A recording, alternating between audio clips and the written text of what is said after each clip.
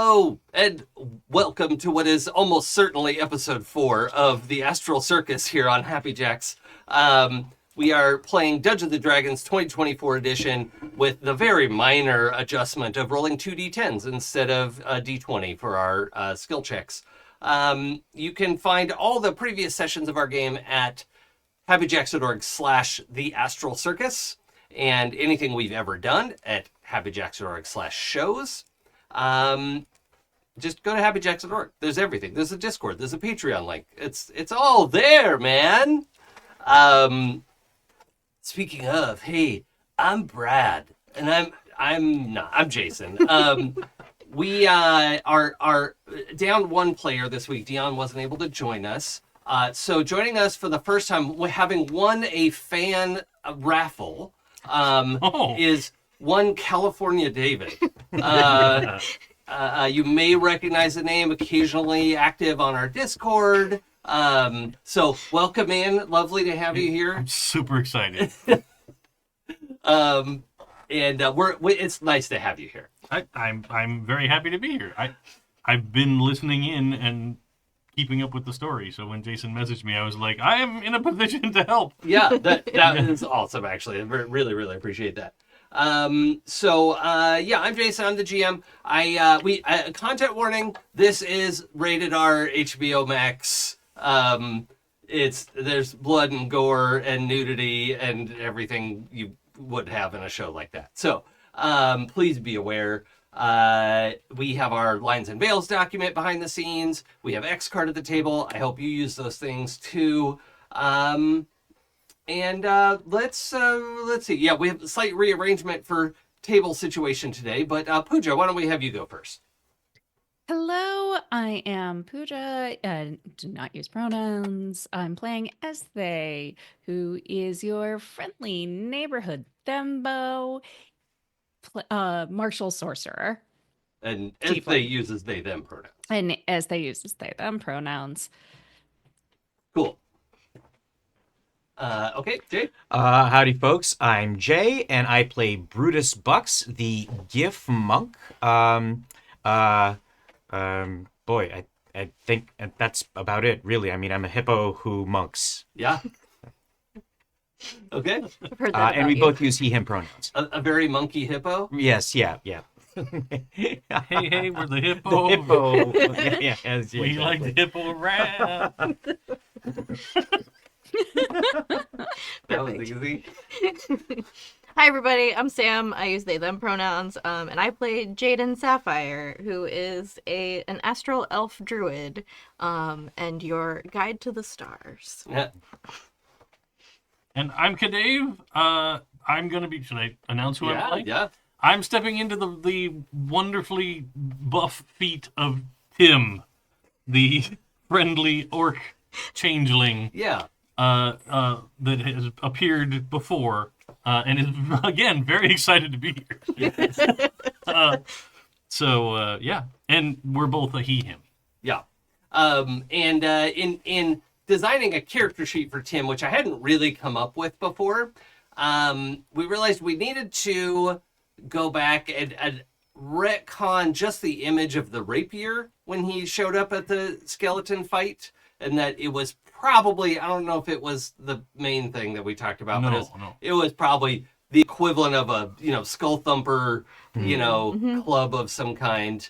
And, we looked at different classes for how I envisioned him. He's not sneaky, right? Mm-hmm. He's headstrong, courageous, not the best at evaluating risk because he's 20, right? Mm-hmm. And so, believe it or not, Berserker Barbarian was the perfect fit. So this should be fun. Sounds about right. Yeah. Yeah, for sure. Immune to charm and fear, and while raging. And so the rage is not necessarily the frothing at the mouth rage, but it is the I'm invincible because I'm 20 years old. Is now basically I've never thrown out my back. Yeah. Right. Oh, Jesus. Oh, what's that like? I've never hurt myself sleeping. Rude. You could just at me. Listen, All right, and to get us settled into our story, speaking of the skeleton crew fight, where we were defending them from the horrible shadow monster kraken thing, that fight and the brine visit are several days apart, right? Where we had some travel time to get there. So we are going to go in the way, way, way back machine to about 3 days ago, while you're still in transit to Toro. Is that? Yeah. Yeah. The planet that Yeah. Baldur's Yes. Gate is on. Baldur's Gate 1. So we're still in transit. We are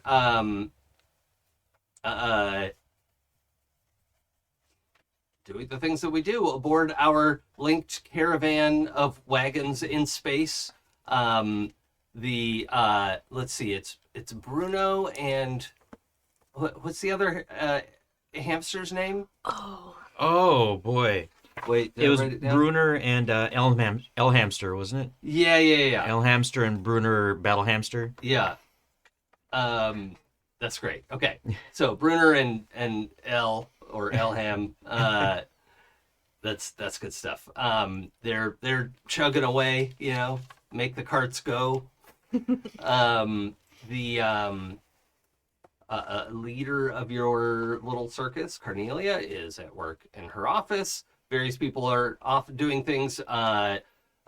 Rosemary, the elder of the three changeling siblings, is experimenting with some new batches. If you've ever visited her extra spatial room on the caravan, it is like a quite large space, but it's like barrels stacked up as she's experimenting with different types of brewing. So she has some traditional brewing in there. She also has a fairly elaborate alchemy setup there. And so we have some supply of potions and things. I'd like everyone to note that you have a potion of cure wounds. That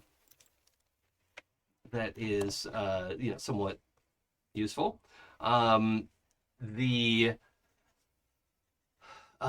So she's busy in there doing all kinds of stuff. The middle sibling, Sage, is, let's say, has some sort of textbook that they've been studying from lately. They've been trying to learn a new language, probably Elven, let's say. So they're studying away in the common room. I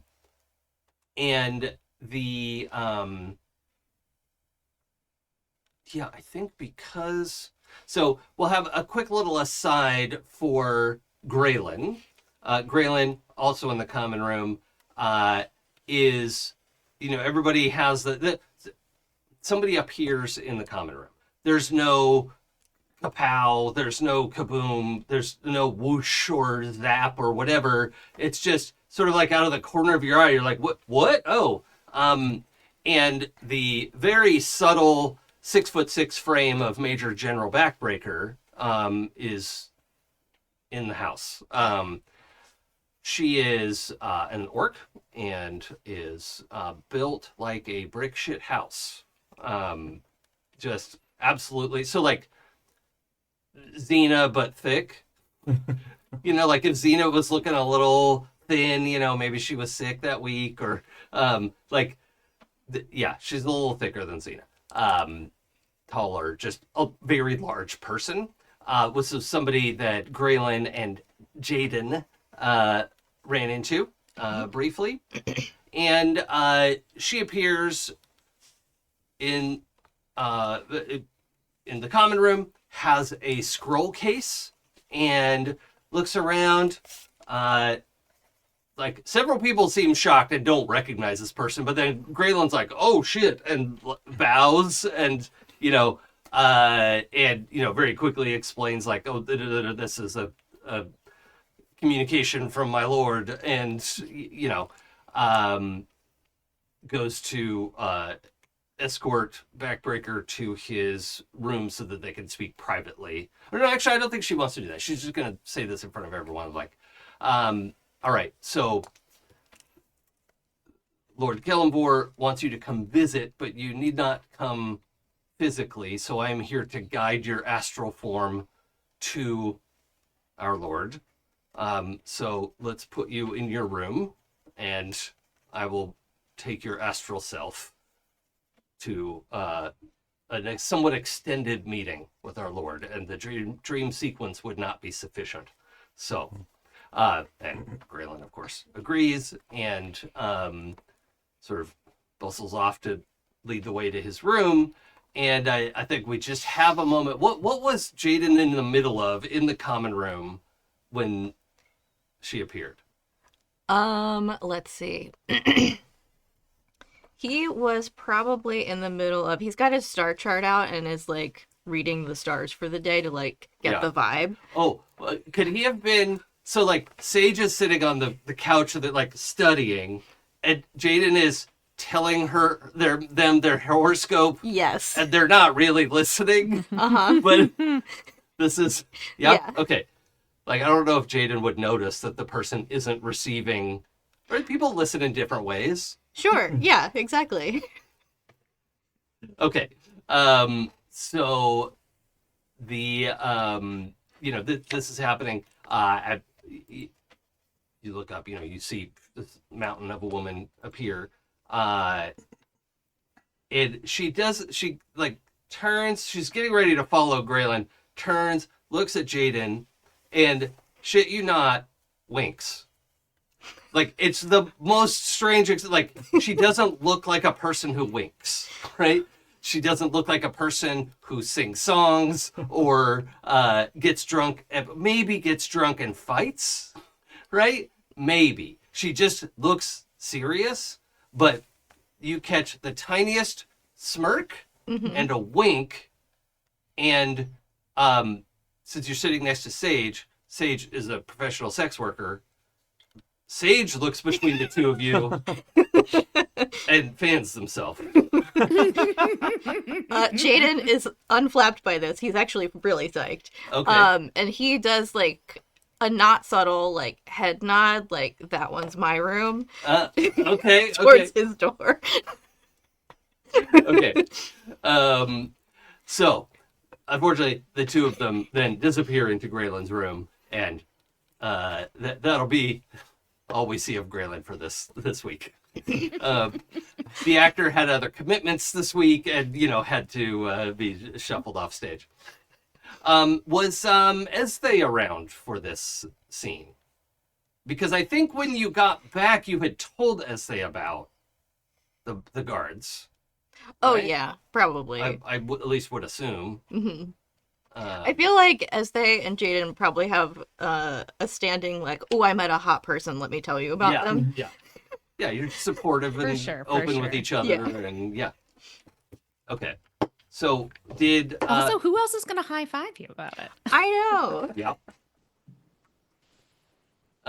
So Ezthe, were you there to witness Backbreaker in her glory? Yeah, I think so. I think I was hanging out in the common room, playing some cards. I think the fun thing about as they playing cards is that they lose just enough to make people think like, oh, I'm really going to win hard. And then their luck turns. Ah. And so we've started in the, like, we're halfway through. Ezthe is down, but has won a couple of hands now. So, like, who knows? Okay. Who knows what's about to happen? All right. So yeah, it's probably you and Eerie playing cards together. So that's cool. I like that. And yeah, you now, based on Jaden's description from before, you're like, oh, wow, yeah, okay.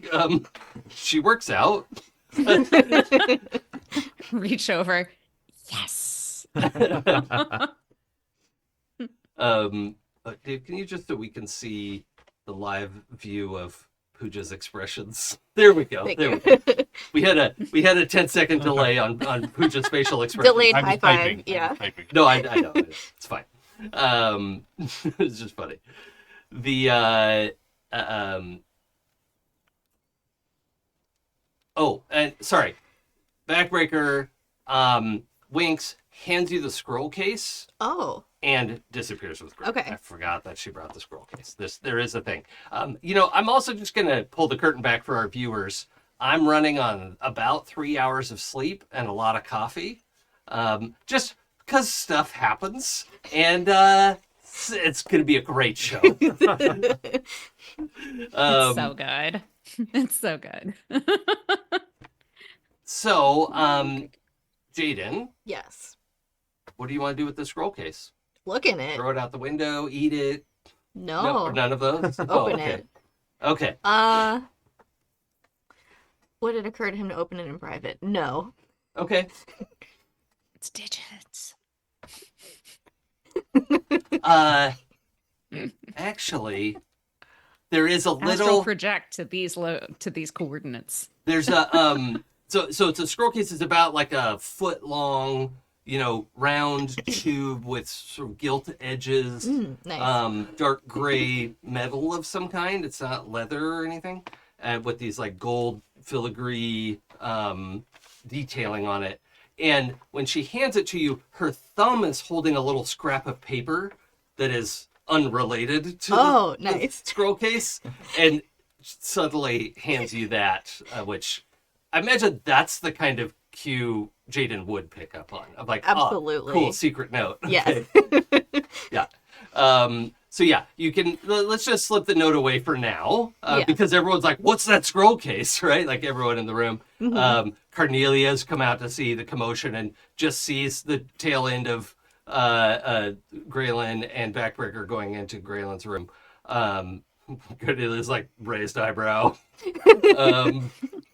Okay. And the scroll case opens with handwritten lettering that most of you can recognize at this point. It is the handwriting of one Lucretius, the leader of the Circus of the Last Days, of which your Astral Circus is a spin-off. And the letter, it sends regards, says apologizes for having to go through Kellumbor, but Lucretius is in a particular situation now where that was more convenient. So normally Lucretius writes in a book and then it shows up in Carnelia's book. But for some reason that wasn't going to work. And Lucretius does not go into detail. Cool. But Need to know basis. yeah. But it does detail. So like sometimes you have clients hire you to do sort of investigation, covert ops, rarely a smash and grab because you're not really built for smash and grabs. But This face was built for a different kind of smash. Yeah. yeah. It's a grab and smash. It's Yeah. a different thing. If everybody's into it, then it's fine. God damn it. So you have an anonymous client. What Lucretius, it knows who it is, right? But would like some privacy in this regard. But basically says like, okay, so we're being hired, which is good because I know the subject that you're gonna look into. There is a let's see, what is the name of this creature? A Kindori? Oh, yeah. One Yeah? of the space whales? Yeah. Okay. So the Kindori are, I believe, not fully intelligent creatures. Let me look up. They're, they're intelligence 6. So like technically they're intelligent, but they're high functioning animals, right? Like real world whales, right? Like maybe whales do have people intelligence, but we don't understand it, right? Mm-hmm. And they don't build civilizations and whatever. And in fact, I think both Brutus and Jaden would know this. Actually, you know what? Let's roll. You don't get a roll. No. This is 100% history-based. Tim is in his room. Yeah. Oh. And he's gonna be so upset that he missed a giant orc. yeah. Yeah. Okay. So that's just stewing. Yeah. Like, Oh, that's so good. Okay. Or maybe you're coming out of your room to be like, what's everybody talking about? yeah, I figured. And- yeah. As the Gralen's commotion door starts up. closes. Yeah.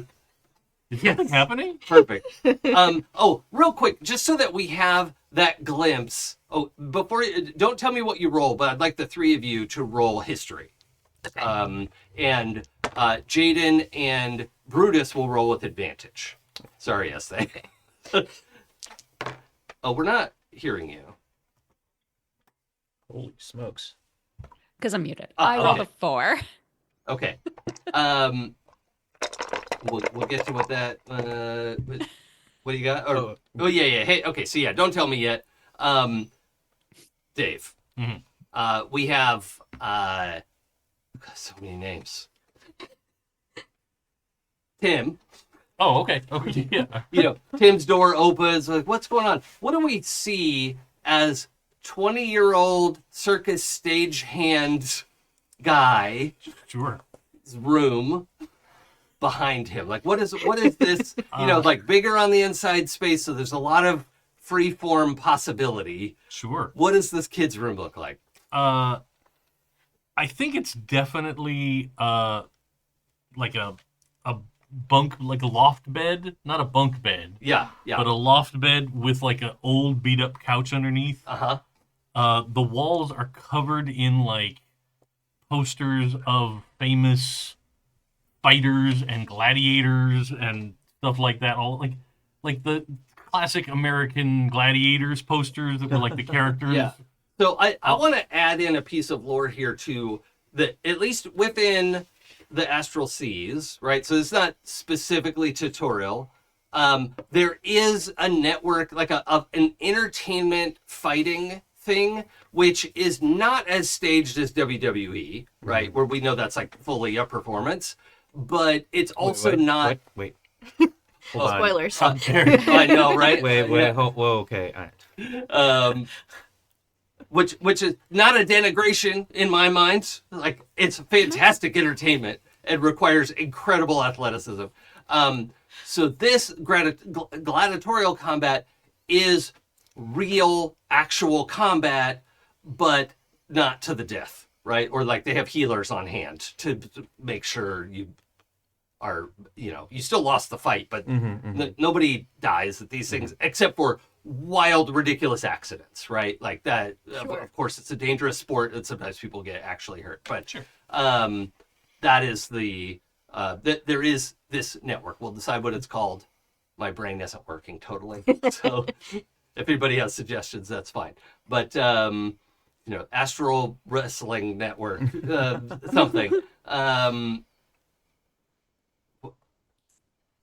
Never mind. We'll get there later. So yeah, you have like What about Astral Gladiatorial Experience? Age? Age. Yeah. So I was trying to get to WAG somehow Oh. or ass. Yeah. Yeah. Yeah. We'll get there. So you have lots of famous fighters on there, and one of which I think the camera would have some indication of. How do we know this one particular poster?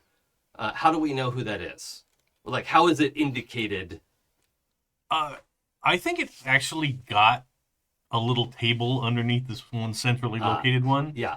with a big old weapon on the table, like on a little mount Yep. that he's kind of custom carved. Sort of like a violent ofrenda. Yeah.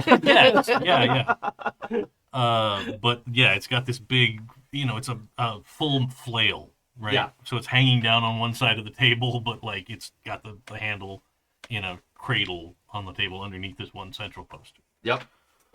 Poster of an older orc man. And I think just from common knowledge among the crew, we know that the changeling siblings, their mother was a changeling, their father was an orc, like a not changeling orc, just regular orc, and the siblings are all changelings, but we know that Tim prefers this orc form. And when we see the poster, you're like, you wanted to look like your dad.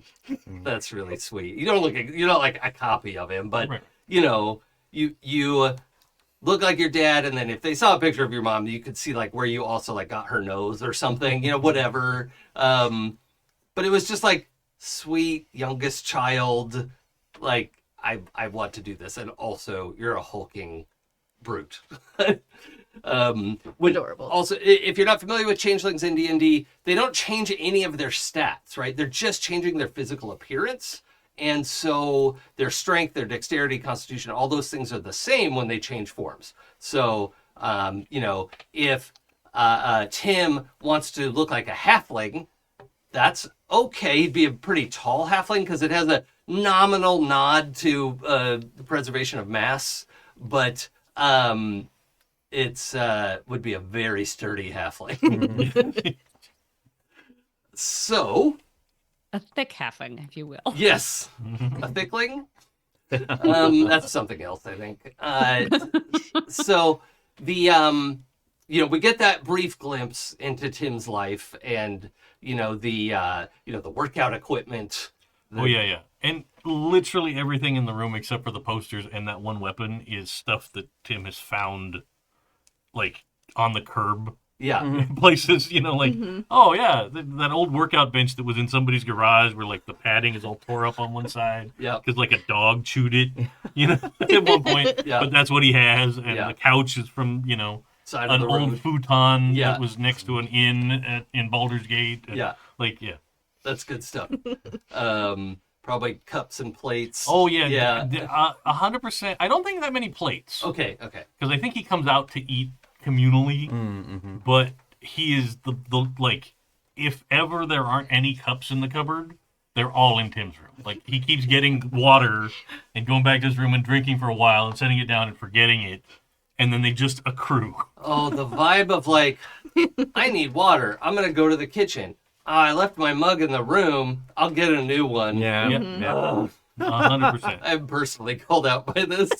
There is, in fact, several cups that used to have remaining water in them that have been Yeah. there so long that they have evaporated dry. Sure. Yeah.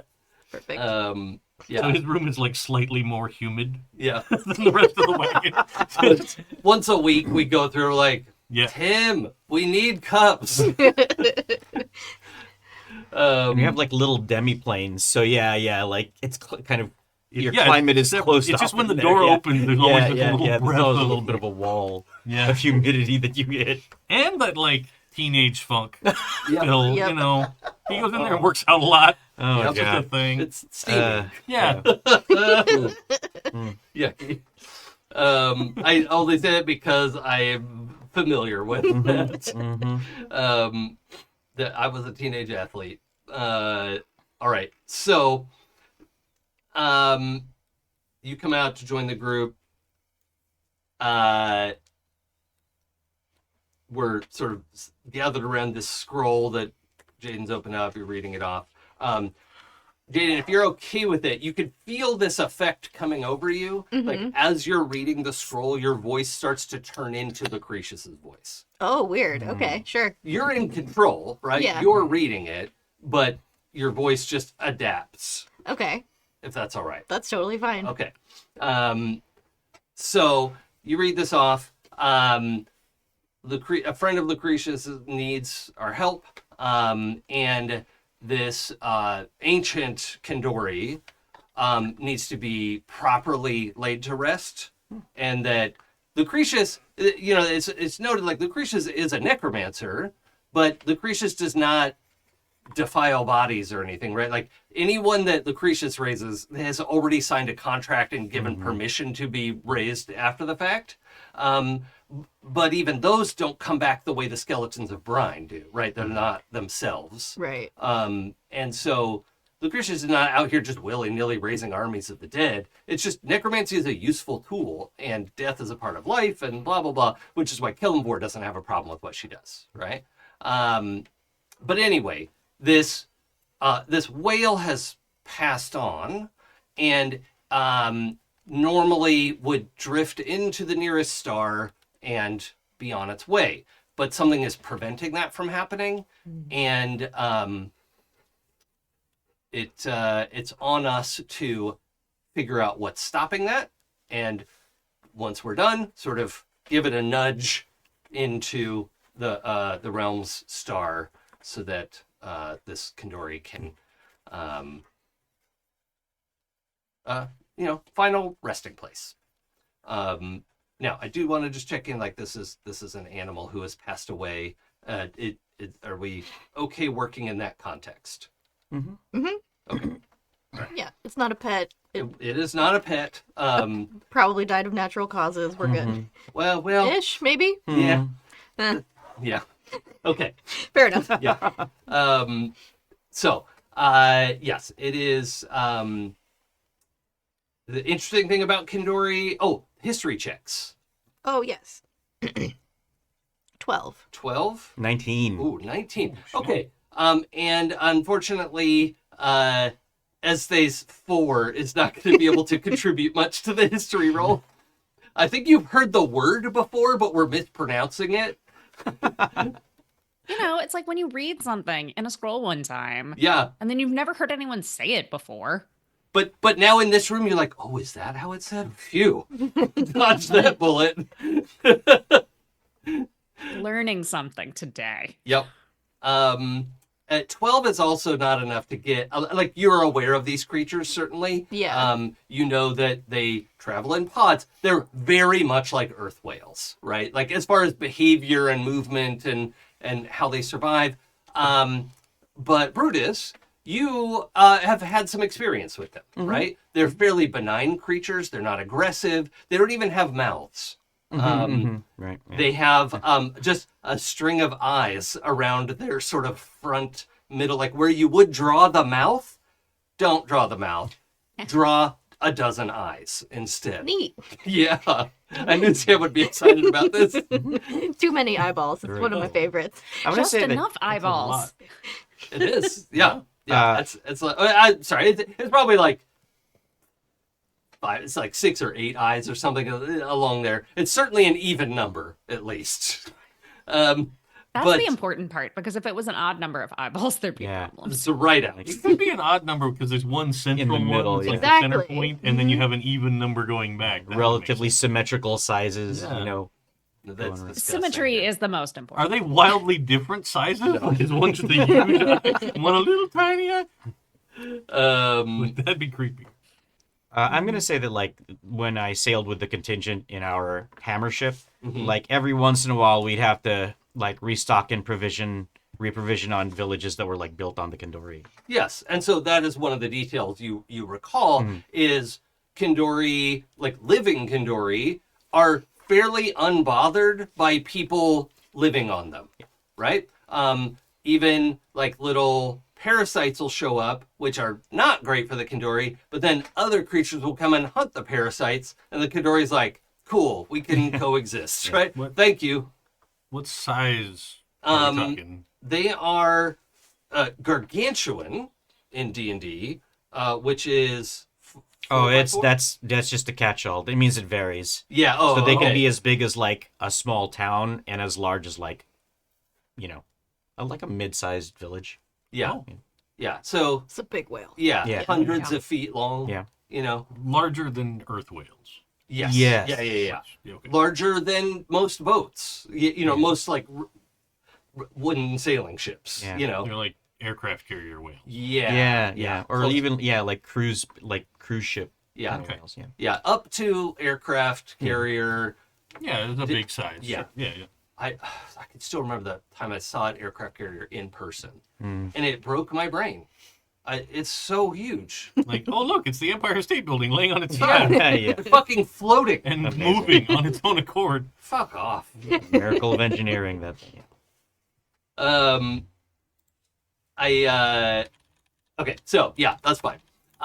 They are way bigger than earth whales. They're a little flatter, you know, they're not like the sort of blue whale with the big chin and the, you know, all that. They're a little sort of squishy oblong, and they have long fins on either side. Fun. And a big flat tail, whale tail. And they, for the most part, wander around feeding on the light of the stars. Very benign. They don't hunt. They don't cause damage. So the extra eyes are their eating instruments. I suppose they are. They can emit bright lights, and this is something you're familiar with. That it can be too bright, right? Like it's not going to do harm. It's not. They're not lasers, right? But you would be unable to see. Yeah. So they have some of that light stored up inside themselves. Like the horrifying real world whale facts about sperm whales, that they can make a click that's loud enough to like liquefy your organs if you're nearby. That's terrifying. Yeah. I've never heard of that. Yeah, You'd have to be in the water. yes. Yeah. Okay. Yeah, in the water, because it travels so well through the water. Yeah. If you are close to them before it attenuates to distance, they can absolutely kill you by going. Like, Neat. Whoa. yeah. Wow. That's power word death. Really fantastic Yeah. stuff. Okay. So, yeah, that is just sort of the general notion. There are plenty of, there's probably a pod of Kandori somewhere that is several Kandori, and that's like a city, right? It's not all connected. They're not like strung together, but it's a pod that was staying together and whatever. They also travel around individually sometimes. There's no like set, this is how they always are. And it's not unusual to find people living on them. And there have even been reported cases of if you have like a fully cleaned skeleton of one, you can stick a Spelljammer helm on it and fly that skeleton fish around. Yes. Sorry. Yes. Just the like subtle commentary over here. Yeah, It's so skeleton fish. Drive the skeleton. Yeah. I like skeletons. I know. The thing that's not in here that Brutus, you'll have to decide whether you want to share this with Ezthe. You know that Ezthe's into giants, and you know that the Kandori, that as far as you were able to tell, the Giff believe there is some connection between the astral giants and the Kandori. Like maybe they used to hunt them, or they were pets, or something. Right? You're not totally sure, but you kept finding graveyards like together, right? Okay. So you know there's some connection there, and you know that Ezthe is super into giants and not just Major General Backbreaker. I think like over the course of like the next meal or snack or whatever, if the topic comes up, well, and the topic is gonna come up, right? Like you're telling us right now. Yeah. Yeah, I'll mention that. I'll kind of turn casually to Ezthe and say, "Oh, Perah, those are the creatures that those giants. You remember those giant bones that we saw? Some of those probably belong to the Kandori." Ooh. Ooh. Does that mean? Oh. So the if we giant's do this, we could meet the graveyard giants. could be, like it probably has Kandori bones in it. as well. Yeah. Mm. Yeah. Which means if we go there, we could not only see giants, but giant space whales. Mm. Mm-hmm. Mm-hmm. Yes. Even better. We definitely need to go there soon. So there is a region of realm space that I don't think this is in the lore, so this is just me bullshitting. I'm making stuff up in my game. There's a region of space around the realm space star, not right next to it. Like we still honor the fact that stars are hot balls of gas. Okay, like it's somewhat terrifying. But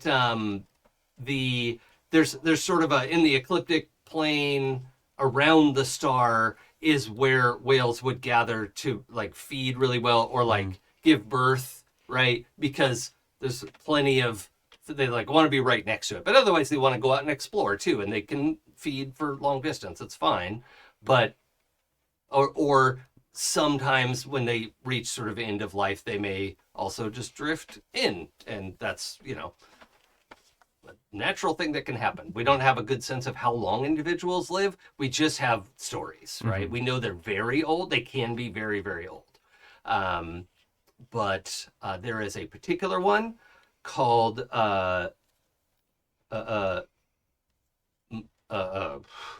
Mumi, Mumi, and this is it's a little unclear from Lucretius's wording. This is either a creature that Lucretius's friend knows about, or the creature was Lucretius's friend. The grammar is hazy. So something about the situation. Lucretius wants you to figure out why why Mumi is not drifting towards the star like would be appropriate, and to help it along if possible. And there is also a chance that so there is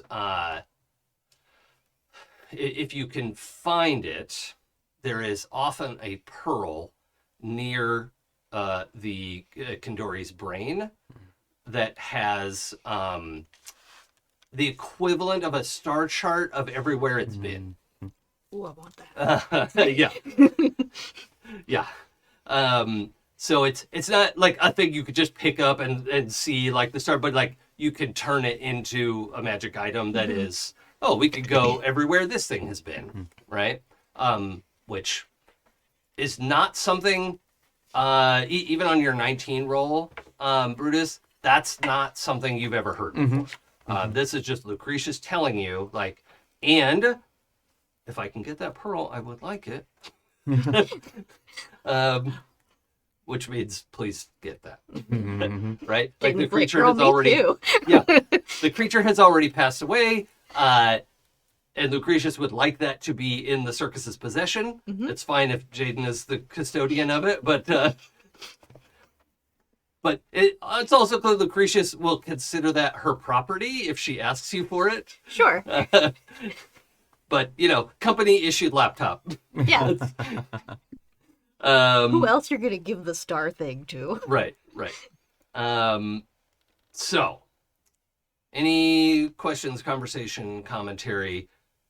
Carnelia, for her part, is like, okay, chart a course. And goes back to her office. She doesn't seem nearly excited enough about giants and giant pearls, in my opinion. I mean, that star chart could be extremely useful in our travels. She'll come around. I don't think there's much of a choice anyway. Yep. That's a fair point. And you weren't in a sprint to get to Brine, it was just like, hey, come party with us, You didn't really have to escort them the whole way, they're fine. So, yeah, you can catch up to them in a couple days. She must have just been really excited about going to the Skeleton Island. Yep. That's definitely it. So that's the essence of the scroll. We are assigned to go look into this situation. Does it make sense? Yeah? Okay. So I'm going to just move us forward a little. Well, any conversation we want to have around the reveal of the scroll and what we're up to? No, but when Jaden has a moment alone, he is going to read the secret note. So the secret note is the equivalent of a casting scroll. You've played Baldur's Gate, right? Yeah. So it's like but it is like 3 inches long, maybe 2 inches wide. It's literally like a tiny piece of paper, and it looks like it has tiny writing on it, right? So when you get your magnifying glass out, you're like, wow, this is actually a casting scroll. It's for casting sending to one specific person, which will create a telepathic link between you and, surprise, Major General Backbreaker for up to 1 hour. Sorry, 10 minutes. Up to 10 minutes. We're gonna need more time than that. Well, this is for contacting. Oh, right. Yeah. Not for phone sex. Well, I mean, not Never say necessarily never. for, you know, Well, I mean... this scroll, 10 minutes is not enough. It was like, it is not long enough. That's not long enough. That's a thirst trap text. That's not. Yeah, that's it. It's the you up. That's but anyway, you have a way to contact them. You know they're busy right now, but Sure. and if it is unable to contact them, the spell goes back into the little slip of paper. Perfect. So you can always try, and if they can't pick up, you don't waste the spell. Perfect. Scroll of Summon Backbreaker. God damn it. Like, you're examining that, and then you hear, like, what do you mean there was a giant orc warrior here? What? Puts in pocket. What are you talking about? Eerie, who's our Warforged sort of illusionist special effects person. So, so she looks something like this, and just does a little minor illusion. It's like spot on.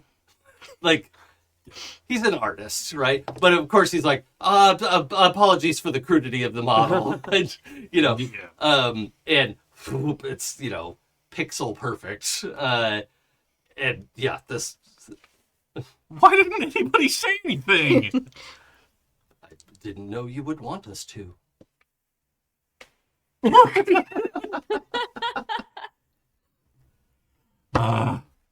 We will inform you of the arrival of orcs in the future. That would be fantastic. Very well.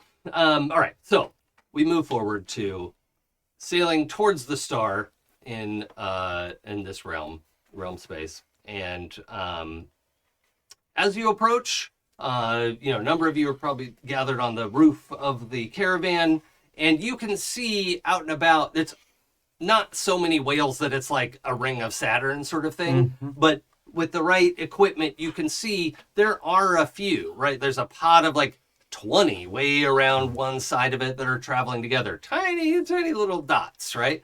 But you can see, yes, way out here at this specific distance from the star is a comfortable place for the whales to feed. And you all are, you're not catching on fire. It's fine. Great. Yay. Yeah. And you have a like magical signature to look for. So who has the detect magic spell? Me. Okay. Let's say you don't have it, right? I don't One think second. so. I might, but I think what I actually have is counterspell. So Yeah, you don't. You have so few spells. I doubt you would have taken. no, I detect have spell. dispel magic. Yeah, That's okay. what it is. Okay, so Jaden, Yes. I'm gonna have you roll. You're gonna find it no matter what, all right? But how you roll is going to determine something. Sure. Okay. So let's have you roll Arcana, Okay. and you're not actually spending spell points right now. Okay. It's just your familiarity with detect magic is informing how you are running this ritual. Got it. Because it's also like way outside the range of detect magic and blah blah blah. Okay. So that is 15. Oh, that's great. So yeah, you spot it well off. You can see it's actually in an angle where it's sort of drifting towards you, and you can tell it's really moving at a pretty good clip. It's not a forgive the dead drift. Like it seems to be under power of some Okay. kind, but it is also staying in this arc. Actually with 15, I'll even give you the, like, you can see as you observe it for a minute, you're like, hey, everybody, I found it. And you just sort of keep watching it. You can see it comes out of its arc a little bit and then gets pulled back into the arc. And then comes out and gets pulled back in. This is over like watching it for an hour or so. You could see it like it looks like it's trying to leave this ecliptic, but is unable to do so. Okay. And it's moving faster than it looks like it should if it was just drifting. It's certainly not just drifting. Okay. Right? It's under power. But whales don't have like jets or anything behind them, so Yeah. jet whales. God, that'd be awesome. Yeah. So any questions as we were getting this information and we're approaching? No, I think Brutus would be the one driving the wagons at this point. Okay. Yeah, So yeah. that Jaden can sort of keep a lookout Yeah, and navigate, track look this out. thing. Yeah, and- yeah, exactly. Yeah. So very quickly you figure out sort of an efficient way to sort of match the arc, and as you get closer and closer, you start to pick up details on this thing, right? And you can see it's not the most unusual thing to see structures built on the back of a Kindori. Okay. However, this looks like at first it looks like a growth, right, of some sort of like wordy texture. Okay. And then you realize it is a tower, and there is this, and the scale is so disorienting, right? There's like a 10-story tower. Okay. It's just straight out of the middle of its back, which by itself is not problematic, all right? But it's like Leaning Tower of Pisa angle, right? Which is not great. Every once in a while, especially as you get closer, you can see like little bits of stuff just coming off the back of the whale, right? Like detritus. It's hard to tell exactly what it is, but there's just a little trail. And, between you and Brutus, you're like, well, they don't, I don't know why that would be, right? Or we know that it has passed away, right? So maybe it's deteriorating, right? Could be lots of reasons for that, except for the fact that it's under power, right? Like it's trying to get out of the draw of the star. So as we get closer and closer, this tower comes more into view, and you can see it is well and truly like the skin is sort of like lifted up around where this tower is. Like it's not just on the surface of the whale, it is like it is transdermal, right? Got it. So it is. Does it look like the tower erupted from within the whale, or does it look like a giant harpoon's jammed into the whale? It doesn't look like a giant harpoon. Okay. I'd say it looks like it was built up. Okay. Yeah. But it also is not a tower that's made of bricks and stone, right? It looks like a growth that was designed to be like, okay, we're going to do 3 floors, and then we're going to go a little bit smaller and do 3 more floors, and a little bit smaller and do 3 more floors. Right? So it's this actually 9-story tower that has, sort of like a wedding cake. Yeah, yeah. Tiers, Little right? Tiers. Yeah. So is it the same texture as the Kindori's skin? No. No, okay, No, all right. So it's not brick or stone, it's something else, but yeah, it's it's this okay. like kind of blue-purple material. Huh. And it is also, as you get closer, you can see indeed what is coming off the back of this thing is some deteriorating like skin matter and stuff like that. Like it is slowly degrading, right? You can see there are some like parasitic sort of things running around, chewing it up, doing the stuff that space parasites do. That is kind of what we're looking at so far. Who's up on the roof with us? I think almost everybody's Almost come everybody? out. See, like this is a fascinating thing, right? So we'll just say everyone has come out to the roof, or at least somewhere on the 3. Like the outside of the caravans is not very big. Yeah, right? yeah, Like 3. yeah. Each caravan is what 15 feet long, something like that, and then there's 3 of those, and there's like 8 or 10 people here. You know. Yeah, right. Well, Gralen and Backbreaker are downstairs, but yeah, I think even Carnelia is curious about the Kindori. Has probably seen one before, but is that's a rare enough event that she's interested at least.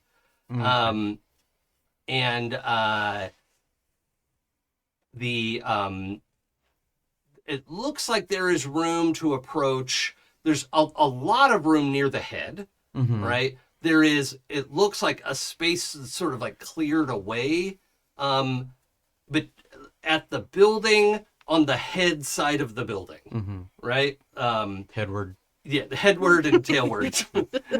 Fore and aft, I guess, still work. Yeah, exactly. Yeah. Fore and ass. The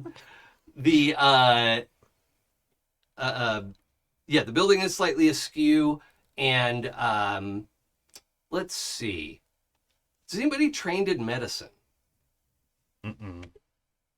No. Okay. We can roll Arcana at disadvantage. If anyone would like to roll Arcana at disadvantage, that is Arcana or medicine. Actually, I don't care. No, I have a bonus in medicine, but I don't have like the dot. Just have to. Oh, yeah. You don't have a dot in it though, so you can roll medicine or Arcana. Either one is at disadvantage though. Oh, okay. That's the same for both. We'll give it a try.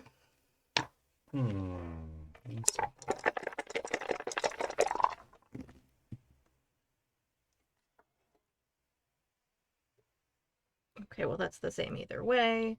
I got a 13. Okay. 16. Okay. Ezthe? Oh no, I'm not. Okay. Yeah. I mean, you would like me to roll my -1, my -1. Okay. Yeah, so again, between you two sharing notes, right, Brutus and Jaden, you realize it's sort of askew, like this thing either like came through the skin and clamped on, or clamped on and grew out, but it is attached, it's like interwoven with with Mumi's spine. Ooh. Right? So that's what this sort of like erupt texture is from. As you get closer and closer, you can see like, and it looks like a pretty intentional structure. Yeah. Right. Yeah. So. I turn to all of you who are kind of gathered around and I say, I've never seen anything like that when I was with the contingent. I've seen towns and villages built up on Kandori, but never something that's been attached to it that looks like it might have hurt it. Yeah, that looks pretty painful. It couldn't have been good for it. Sapphire, Mrs. Fizzlecrank, do you want me to steer the wagons down below? It looks like we might actually be able to hop onto the roof of this thing too. I'll leave that up to you. I'm not going to be embarking on this. However, Tim, you've been asking. Today's the day. I get to go on a space whale? Yeah. Yes! Yes! He like runs to go back inside and start getting stuff. Yeah. Yeah. And I think Rosemary chases you down there. I'm like, wait. Like, has a whole list of like big sister things. Okay. Yeah. As you run down, I yell out, take off the red shirt. Oh, okay. And we have a follow-up to the scene of like how Tim was wearing his armor wrong. Of like, I'm just not gonna wear armor. Right? Yeah. That's our barbarian, right? Yeah. Like, I don't need armor. It'll be fine. Better to show off the pecs. Yes, exactly. Yeah, they can't hit me if they're looking at my nips. It's worked so well for me so far. Yeah. And so yeah, Rosemary just has a litany of like, don't do this, don't do this, don't do this, don't do, not telling you not to go, but Right. but don't touch anything, don't eat anything, don't read anything, don't look at anything, don't smell anything. It's just like some unreasonable, like you're gonna have to keep your eyes open while you're there. Yeah. And how did Tim die? Make sure you look He at walked everything, off the side of a space but also whale don't look too with hard eyes at closed. anything. Yeah. Right, Don't yeah, look yeah. at anything in the eye. Yeah. But don't be disrespectful. Take only pictures, leave only footprints. Yeah. Okay, so I think what we're going to do is at the approach, we're going to pause before we get to the tower. Cornelia is going to take over piloting, right? Because I think she's one of the pilots. And they're going to get you closer to the tower. And if you want to get dropped off at the top of the tower, that's fine. And we just won't land the caravan. The caravan will just sort of move to a safe distance because this does look a little sus. Like, Yeah. That's not an unfair assumption. Well, I mean, I feel like tactics are a little bit more your thing, so should we go from the top or the bottom? I give you a nod, like, I think that's a better idea, just so, again, the wagons can keep a safe distance. Because we just don't know it. And with all the skin flakes kind of, like, coming off, too. I imagine some of them are probably, like, considerably sizable. And Jaden's asking if you want to get dropped off at the top of the tower or at the bottom of the oh, tower. at the top. Certainly the top. Top of the yeah, tower. yeah, Okay, yeah. Oh, okay. certainly the top. Cool. Yeah, yeah. Okay, Just we're wanna make topping sure today. we're Got all on it. the same page. Top, yeah. Is there any disagreement about where to land or anything like that? I'm a fan of coming from the top. Okay. Same. Yeah. Okay. So we get everything squared away, get all of our equipment. A lot of the crew is now like bringing their lunch up to the top of the caravan and like sitting down to watch. You know, Eerie doesn't eat, but he's like sketching. I think he's got like a pad and paper and his drawing, and you know, fairly interested in what's happening, and just sort of sits down crisscross and is like, he's not a giant automaton, right? He's like 6 feet tall or something. And that all that sort of wooden clockwork and everything just goes, you know, like sort of crisscross folds his legs under him and just starts sketching. He's sketching, like he'll sketch this bit for a little bit, like, I'll go over here. Whatever. He's busy. He's happy. I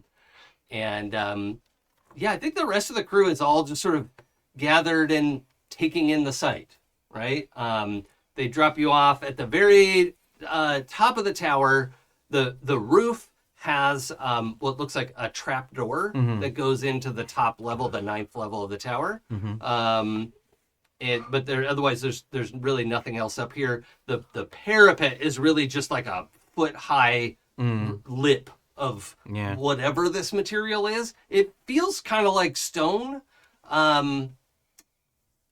or maybe closer to like a shell material. Oh, okay. So it's like chitinous. Yeah. Okay. Like but it's not flaked or stacked or anything like that, right? It's one big smooth material. And I guess, it feels a little bit more fragile than stone. Okay. Like if you flick it, the texture is wrong. It's not a stony texture. And it's not very porous. You know what? I'll tell Carnelia to kind of like hover the wagons slightly above it, and then I'll slow fall onto it with a rope in hand, like a rope tethered over, so people can climb down if they want to. Yep. All right. That's a good plan. Does the hatch look like I'll fit in it comfortably? Well, it's a average medium-sized hatch. All right. You can squeeze. I can squeeze it. Okay. Yeah. Right. It not comfortably is not the word. Okay. But Fair. it is passable. Okay. So the 4 of you wind up on the roof of this tower. And as soon as you get there, you realize the lean of the tower is so disorienting because the tower's gravity plane is correct for the lean of the tower, right? But when you look over the edge and the whale is canted off to the side, you're like, I don't want to look at that. That's upsetting, right? So whatever it is, this building has adapted its gravity plane to this angle. But yeah, here you are on the roof of the building. What do you want to do? I turn to you all and ask, like, should I go in there first and to poke around, I guess? I'll go. Well, I was going to ask, what are the chances that Tim has already opened the hatch. No, he hasn't opened the hatch. He is doing like the Michael Jackson lean off the side of the tower. Oh, Like with like feeling the gravity weirdness. yeah. Being like, look at, like leaning so far. And you just hear Rosemary glaring at you from the roof of the caravan. Disapproval. Oh, gravity's fine. Look. I do think Ezthe, on the other hand, has already opened the hatch. Okay. Oh, okay, great. Okay, I love, it's okay if we're a little impulsive sometimes. I mean, we're already here and we gotta go in. Yeah. Also, I feel like there's some like maybe it's better if the person with slightly more maneuverability through the hatch goes in the hatch first. Okay. And So they can get blinded by my I need you to my roll shining perception. personality. As you pull the hatch up, it's a lift, so you have to like swing it up, and then it's gonna flop over, and hopefully there's a ladder under there. But it's only, if it's just one floor, whatever, we can drop down there. Perception check, please. Okay. Ooh. 5. Okay, then we're gonna make a. Wait, what were the dice? It was a 4 + 1. Okay, Oh, so crap. You know what? Here's the problem. I was not rolling the correct dice on this last one or this one. Oh, there you're are rolling Need the to roll 20. 2d10. Okay. Let's do that. Uh, I know it's not easy in the online roller. okay. So 15. Oh, okay. Now I'd like you to make a dexterity save with advantage. Okay. Oh, good. So 3d10. Once again, stop. I need to stop clicking that thing. I know. It's the most annoying part of this testing out a different dice system is D&D Beyond is not built for it. But I also simply would not play Dungeons and Dragons without D&D Beyond.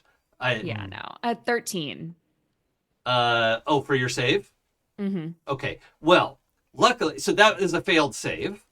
However, what happens is you yank open this door as Brutus is saying, so do you want me to go in first? And you feel the mechanism click. You're like, oh, I've made a mistake, right? And then this nozzle emerges from the hinge and goes, which should have been a puff of poison, is just like dust. So this broken trap would have harmed you, but you just get dust in your face. It was trapped. I don't think they wanted other people to come into the tower. But also, they're really bad at keeping up their stuff. Eerie would be upset. Mm-hmm. Shoddy craftsmanship. Are you going in there, Pooja? Yeah. Okay, Yeah. all right. Yeah. I'm So like, there whatever. is If all the traps are broken, it's definitely fine. there is a ladder, not wooden, not metal. It's like extruded from the same material that the surface of this building is. And so they're sort of like, it's a solid, hard material, right? It's not flexible or anything, but it feels brittle in your hands. Whether it is or not remains to be seen. Does everyone know what a Prince Rupert's drop is? No. Okay, so if you take a drop of molten glass and cool it, I think in water really quick, like you let it like drip down and let that bulb into cold water, it'll solidify in a way that the bulb of that is functionally indestructible. Like hydraulic press will break trying to crush that piece of glass, but if you flick the tail, the whole thing shatters. I have heard this. I just didn't know the name for it. Yeah. Yes. Okay. So it is like that texture, like it feels like glass, but it's clearly sturdy, Mhm. right? Like you put your whole weight onto it, Ezthe's weight first, but and Ezthe's not a huge person, but sorry, Ezthe, no offense meant, but What I lack in hugeness in body, I make up for in other ways. excellent. But you're climbing down this, and it just the point is it feels like it should shatter under your weight, but ding, ding, ding, ding, ding, ding, you make your way down, and you find yourself in, it's the same width. It's not bigger on the inside or anything weird. It is just this dark blue purple material in a room which has some like deteriorated broken crates and not much else. Like there's some rotten food, and it wasn't a throne room, right? It's like, looks like this is the attic sort of storage area. What's the lighting like inside? Very, very dark. Okay. Yeah. All right. There's no internal lighting source, and there are no windows. Okay. No windows and no doors. Pooja, is Ezthe like okay going in there? I think like this is really cool. Also, it's dark, but I think let me figure out if I have like what. I'm sure I have something I can. Well, while you're light doing things that, up I'll with. shadow step while it's dark Uh-huh. inside, and I'll kind of just Oh, you don't have to go through appear the doorway. inside. that Yeah. way. Oh, I can. So I just cast a little like flame Yeah. Okay. to come with. Easy peasy. Yeah.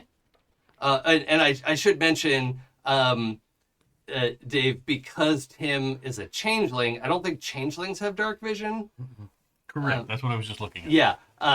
And turning into an orc doesn't grant you dark vision. Right. So, Yeah, it's appearance, not Yeah. functionality. Yeah. Sorry. It's fine. However, it's a relatively small space. You light it up with the, summon flame, and it's a dusty, decrepit thing. I am going to check everyone's passive perception attributes for no reason. We don't need Gralen's. We need that, and we need that. Okay, passive perception. One person has a 12. That's not going to do it, Brutus. Ezthe has an 11. Jaden has 17 passive perception. Okay, Oh, that crap. is good to know. I see everything. He's Yeah, good at noticing pouring out of things. your face.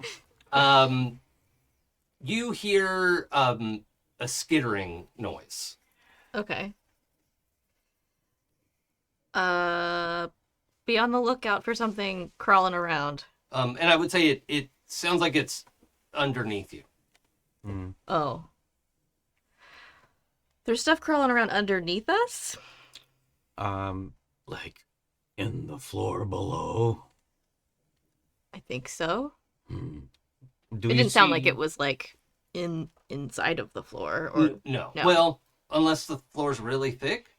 okay. Yeah, but Yeah. as far as you can tell, like the inside of this is conforming to the outside of it, and Yeah.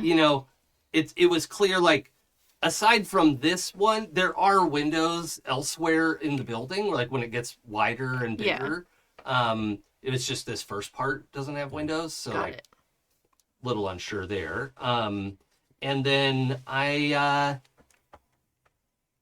everyone do a wisdom saving throw for me. You're not under attack, but it's not going to be advantage or disadvantage. This is really just a vibe check. 16. Okay. Is that with your 2d10? Yes. Okay. Yes. 13 for me. Okay. I would like 12s. Okay. No. We got okay. a 9. 17. Oh my. Okay. So I didn't ironically, expect it either. It was an 18 on the dice. But so I'm gonna let each of you interpret this how you want. As Jaden is like, y'all hear that? The rest of you get a feeling of like If you wanted part of the floor or wall to open up, you might be able to make it, like, if you want it to be open, it will open. Okay. Right? So if you were to look at a component, let's say a 5-foot square of floor, for instance, and wanted it to become a passageway, you might be able to accomplish that. Okay. I am 100% opening windows. Oh, okay. Let's have you roll. Gosh, okay. You don't have Arcana. You don't have. No. Okay, so I'm gonna have you. Nature? What's that? I have nature? This some is natural not object? natural. Okay. I'm gonna have you just do a wisdom check. Oh. That's not awesome. Wisdom plus your proficiency modifier. So what's which is a plus... So it's a total of +1 at that point because you're at -1 for wisdom. That proficiency modifier was +2. That's what Yeah. I mean. Yeah. Cool. Oh, I should have gotten a 12. I added the wrong thing. Oh, did you get a 12 on the Yeah. perception? Okay, then you also have this vibe check. Okay. I got 7. That's not going to do it. But you feel it. So you like stare at a portion of the wall, right? And you all see it. When you put the like spiral effect in Photoshop, or what's that called? The like twist. Yeah, twist. Yeah. Like the part of the wall goes, and then it doesn't look any different because it's all the same color. But you saw it start to swirl and then just shimmer back to its normal state. But it had like you can all feel the fact that Tim wanted a window there. That like what he was trying to do, and you saw it try to happen, but it didn't push through. Totally like bead of sweat. Yeah. Oh, I feel like if we should go find the skittering before the skittering finds us. Because if we can do that, then maybe it can do that. Yeah. Okay. Yeah. Now, just to be clear, we're in a what would this top level be? But how big are you all picturing this room? I was thinking maybe like a 30 Yeah. foot diameter. Okay. Like That's okay. about what I was thinking too. So Okay. 30 feet across. That's so much bigger than I was thinking of. Okay. Yeah. I was thinking of it somewhat small, but if we're thinking of it really big, whatever, right? So it's 30 feet across here. The next cake layer down is not double, let's say like 45, Okay. right? And then the next layer down 7.5 is feet on either 60, side. right? Okay. So it's like 50%. Okay. I think I did that right. I turn to Ezthe and I say, Perah, do you think these things are going to be dangerous?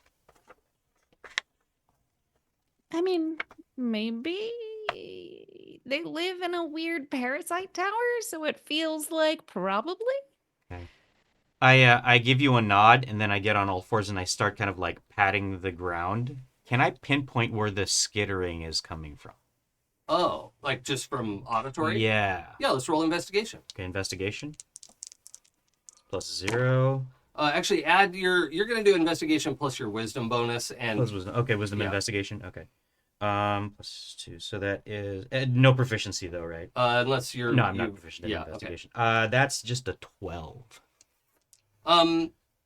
Yeah, you have a sense that this floor is not very thick, Okay. right? Unless your sense of touch is way off, right? It feels like, after having come down the ladder, which has shockingly skinny rungs, right? Or no, you teleported down, right? Yeah. then But I you mean, I could, can still see it and you like could grab hold the it. ladder, weight test it a little bit. It totally supported your weight, Yeah. right?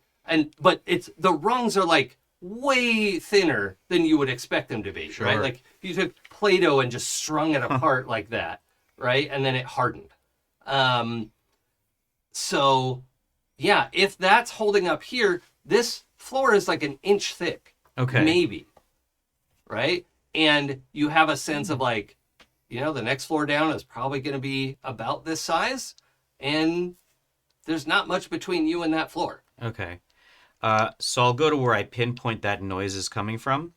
I'll leap up about a foot off the floor, and then I'll will the thing to open Okay, so underneath me. committing to the movement. Yep. Okay. yeah. Nothing could go wrong here. Oh, absolutely not. Yeah.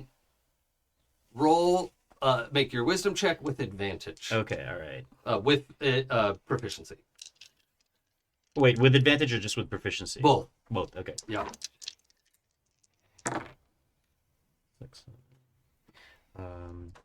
And proficiency and wisdom. So that's going to be 13, 14, 15, 18 altogether. Yep. As you cannonball toward, or I don't know, what form are you in? I am going to, I'm going to say that I hop up, and then as I'm barreling down, I'll kind of like put a foot out for a kick, for like an unarmed strike. Oh, okay. So Kind of like a come drop right kick on sort top of thing? whatever this thing Yeah, is. okay. And you're roughly in the middle of the room? Yeah. Okay. Well, And yeah, wherever that skittering was, if yeah. it's in the middle of the room, then yeah. is there like a battle shout or like what is this? Oh no! I am like quiet. Oh, no, okay. no Oh, right, cries. yeah. I'm. Yeah. My Secret unit was meant to assassin. be stealthy. Yeah. Yeah, so. okay. So, yeah, it opens below Mhm. you. You can see there is some light streaming in from the windows. Okay. Right? And you come straight down. I'm going to say 50-50 whether you're like right on top of this. Sure. Yeah. Yeah. Okay. Make that roll. Do you like odd or even? I'll take odd. Odd, you want to land on it. Yes. Okay. Yeah. Odd, successful, even. It's a 4. Okay. No worries. It's all Okay. good. However, that's your move and your basic action. Okay. All right. Which basically was like an attack, attacking an unseen opponent. Yeah. Right? Yeah. But you still have your bonus action, or you have multiple attacks, right? I do. I have an extra attack. So we'll call that the attack action. Like coming down Yeah, on I'm this thing? fine Okay. with that. All right. But all right. here's what happens. You crash down to the floor. You were ready to hit a monster, whatever, and it's not like, sorry, I shouldn't say crash, because you can land quite lightly. But as this nimble hippo, lands a little puff of dust, and you didn't get anything right below you, but you turn and you can see 3 quadrupedal brains Okay. moving around in the room, and they don't look, well, I don't know how well you can read body language, but they're not particularly surprised. Okay. They're not like, "Whoa, I'm in the bath." Okay. But you all oops, I broke California, David. It started in my mind, and then my brain just kept filling out the scenario that you jumped into a room with brain dogs in bathtubs. Yeah. They're all just With shower caps on. Yeah. Yes, Big yeah. shower cast. Now, That's I hilarious. do hit want the to, brain a little bit. I'm gonna X the brain dogs, because dogs are cute and good and precious, Yeah. and these are not, right? Fair enough. These are Sorry. horrible brain-eating monsters, right? Some things they didn't represent in Baldur's Gate 3, if that's your main touch point with them. If they can incapacitate you and get you down to 10 hit points or fewer, they can teleport into your head and take the place of your brain. Gross. This is relatively common knowledge for you. There is a war against illithids in the realm. There is, Intellect Devourer is a you probably haven't come across a ton of them, but everybody knows, people talk about it, right? So they can teleport into the space where your brain was, delete your brain from existence, and take over your body and personality and memories. Rude. But they don't have those things outside, they're just brutal animals outside of that, right? And even then, when they take over your body, there's probably an illithid or an elder brain guiding them of okay, now use those memories and go pretend to be that person. They're getting orders from someone. So that's another component here, is these are foot soldiers. Okay. I'm certainly not happy about this. From down below, you all hear, "Oh shit!" as I look at these brains. I feel like Brutus doesn't cuss a lot. No. Okay, No. okay. No. He's also usually not that distressed. Yeah. You've never heard him sound more distressed than this. So let's set up our map.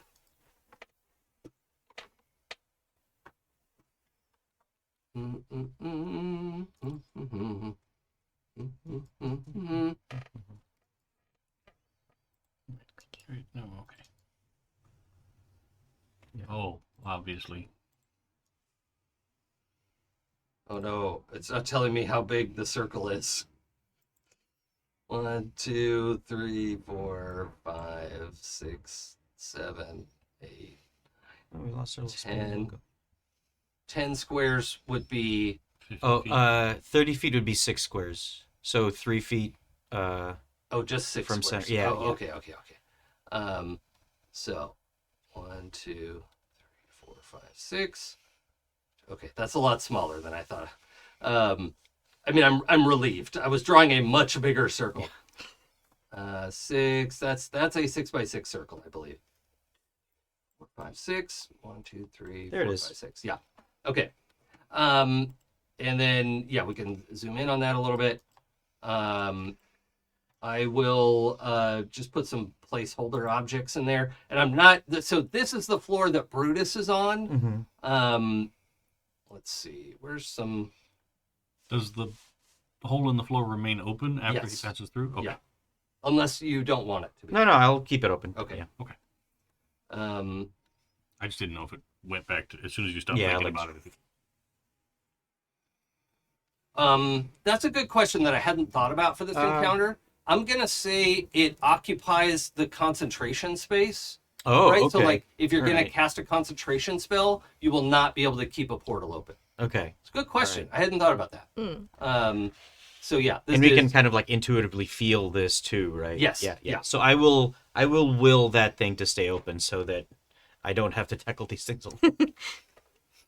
Well, you might have to wait a while for Tim to open a portal. So.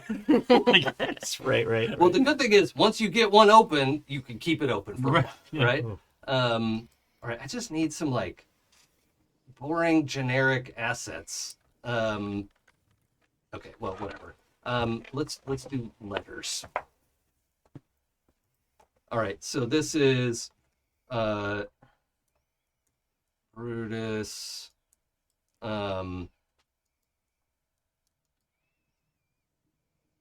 Oh Lord. Okay.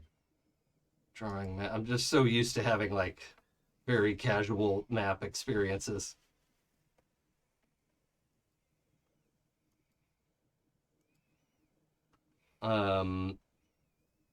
Oh, interesting. Okay, so maybe if I make that size 50, is that like 1 square? Yeah. There you go. Look at that. Oh, wait, stop clicking to the corner of it. What? Stop. Advanced. Where's? God damn it. Where's the setting for this? Sorry, everybody. You mean to snap to grid? Yeah. I think if you click on the go into your map tabs up on top, or to your pages, Oh, right. and then there should be an option there.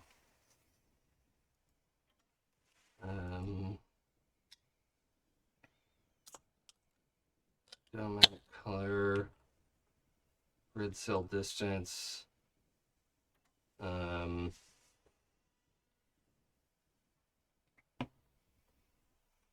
Well, this is gonna make great podcast content. All right. Well, what's important is that, as we all knew, Brutus could make a hole on the first try. Yes. Yeah. Real quick, how many of these things are there? Just out of curiosity. 3. 3. Okay, 3. All right. Grid is on. I want the grid. Mm-hmm. We like the grid. I don't see. Jay, would you mind come looking Yeah, over my you know, shoulder give for me a 1 second? second. Sorry, folks. We'll be right with you. Dave, say something funny. I am the funniest man alive. Okay, let's see. Behold. You are, absolutely. I love that since Tim and Ezthe are on a mission together, it is 100% more, 100% less impulse control. Yes. Not that there was very much impulse control to begin with. Oh wait, there you go. It is. I think that's literally the whole time Tim has been running through the list of instructions from his sister. Like, So don't do this, don't do that, don't do this, don't do that. but then he's doing stuff anyway, and he's like, I think that broke a At rule. this point, actually, maybe better. Nothing bad happened. Maybe What the rules Rosemary are has not important. understood is that you have so many rules now that you don't remember any Oh, of now the them. grid's It's like, gone. okay, well, Yeah. I see. I am absolutely the overprogrammed robot. That's like, RoboCop 2, where they put in too many directives, so then he can't follow any of them, and he's just like, nah. just too many directives. Change a couple. This might take a little bit. I love Okay, this. all right. All right, that's fine. We will use the vertices instead of Yeah. the square. As long as everything uses the same rules, then that's fine. Okay, so this is story of a girl. I'm just gonna Cried a river and drown the whole world? Yep. Cool. Thank you for helping get me back into the 90s mindset. All right. So Brutus, you have dropped through the middle of the floor here. Sure. And I'll add in other people as we need to, as they appear. We should probably roll your initiatives. Right. Let's all do that. How about?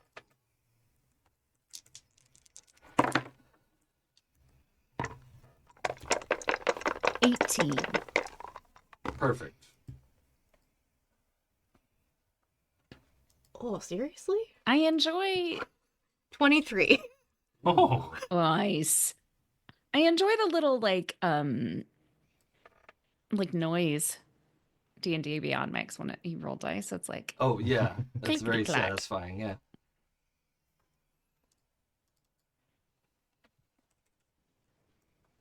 Id. You're fighting the id. oh. So there's one here. Good news, Jay. They're all adjacent to you. Great. Oh, That's good. I mean, Great. That means they all have, easy access to my hippo brain. mm-hmm. but also easy access to your fists and Sure. feet. Yeah. So- True. Yep. Okay. So everybody, if you're coming through the opening that Brutus made, you need to be, you're gonna drop in somewhere near this, like where Brutus is. This mess. Okay, great. The middle of the room. If you can peek through and teleport or something, then you have lots of options. That's fine. But that is currently your only view in is this like one square hole that is you can look down and see Brutus surrounded by 3 intellect devourers. And I'm just gonna do good old-fashioned initiative tracker on my piece of paper here. I swear I'm gonna learn how to do this in Roll20. Roll20 is not as bad as I'm making it look. I am not proficient. Learning with curves are a thing. Yeah. it. Yeah. And So is doing grad school till 5 a.m. yeah, exactly. And like, so is being in school full time. Yep. Okay, so 23 is Jaden, right? Yes. Okay. Oh, let me roll for my bad guys before I ask the rest of you. What do they get? Oh, so you're not fighting Kendori. That's good. I'm glad that we're not doing that. Yeah. That was, I don't want to fight the space whale. No, we're here to What am I gonna do save for the my space attack? whale. I punch Save it. the space It does not notice me. Free the space whale. Well, lay the space whale to respectful rest. Free 'Cause- from the shackles of this life of this Yes. plane of It existence. is passed away. It is an ex-whale. This whale wouldn't boom if you put 10,000 volts through it. Sorry. I love that there's like a Kendori Kelimvor, so there's a giant space whale that's like, the Idris Elba version of a space whale and like ushers the other whales after there. Joke's Yeah. on you. I'm into it. Mhm. Oh, brain is not translating Japanese today. Normally, I could do that on the fly, but my Japanese dice are not going to do the job. Whew, okay, everything's fine. I'm fine. You're fine. Yeah, you are. The ids attack on 9. Ooh, okay. Whew. Thank God. Yeah, there's only 3 of them. I mean, what could go wrong, right? That's fine. Okay. Who's next? So 22, 21, 20, 19, 18. 15 for Brutus. Anyone before 15? Not me. 18? Oh, 18. Okay. 18, Ezthe. Brutus, 15. 12 for Tim. 12 for Tim. And I think that's everybody, right? Mm-hmm. Okay. I'm happy to keep adding more people on our side of the fight. If you like. No, thank you. All right. Okay.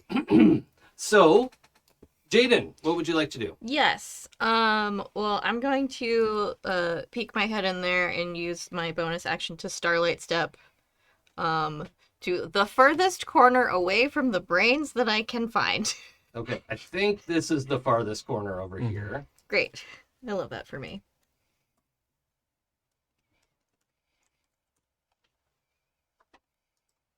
Okay, so that's your bonus action. Yes. And then I would like to cast Guiding Bolt on that one that's like real up on Brutus. Yeah, the one on the left? Yeah. Okay. So we're going to call this one lefty. This is top, and this is bottom. Okay, Okay. all right. You can't see my mouse moving, can you? Yeah. No. Okay. Okay. Wait a minute. If I do You this, can do the ping. Lefty. No. That's Yeah. lefty. Oh, so fancy. That's top. Top. Give And me a that's- ping, Vasily. Okay. What's that? Give me a ping, Vasily. Yeah. One ping only, please. Okay. So you're attacking lefty. Yeah. Let's roll them dice. Okay. I'm very sorry to do this. It's warm in here, or my brain's running on hot. I have to take the fancy jacket off. This has been Oh no. You're getting into combat the mode. is what symbol it of is. Astral Circus. Yeah. Going into monster mode. But we are like desperately in spring in Los Angeles Yes. all of a sudden. It's like, oh, it's 85 today. Yeah, it's gonna be Yep. hot forever. Okay, I got a 19 on the dice. Oh, so that's a critical hit. And that is a 23. So did you do the critical for it? What dice are you supposed to roll for your spell? 3d6, isn't it? Is For it 3? Guiding bolt.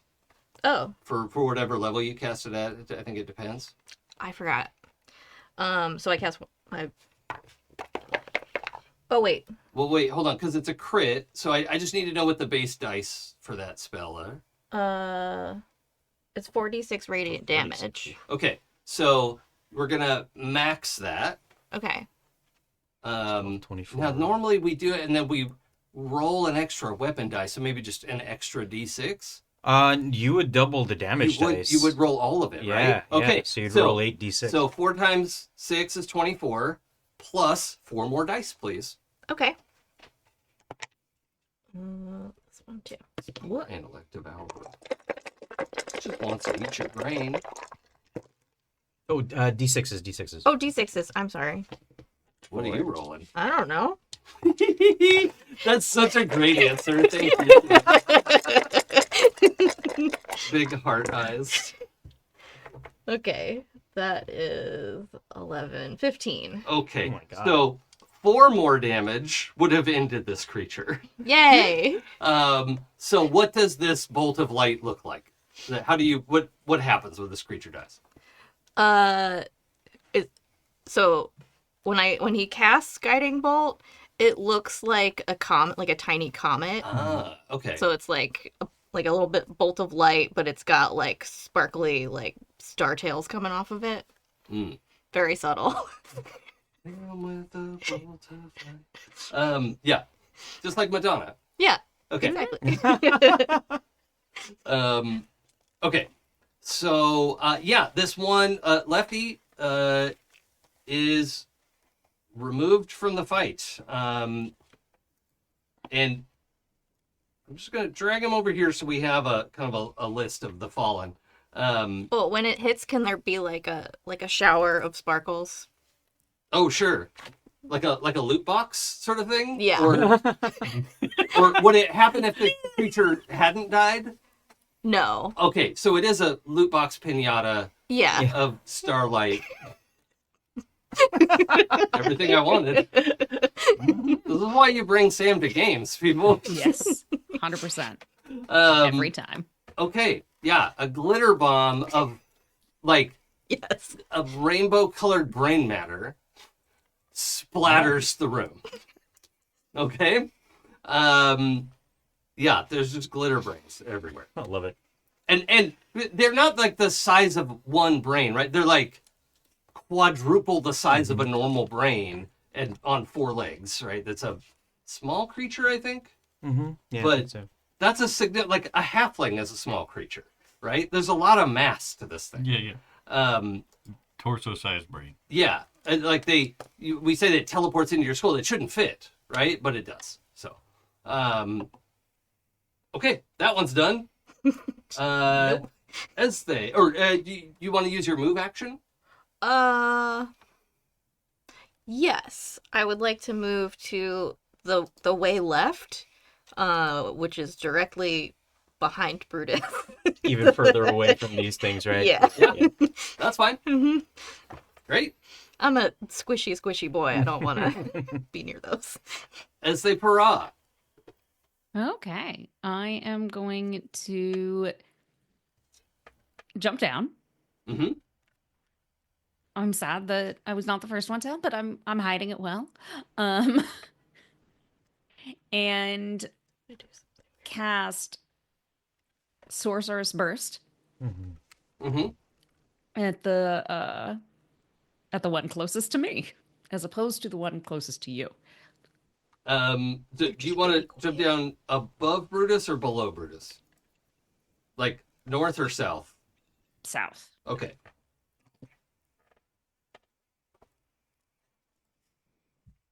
All right. This is easy.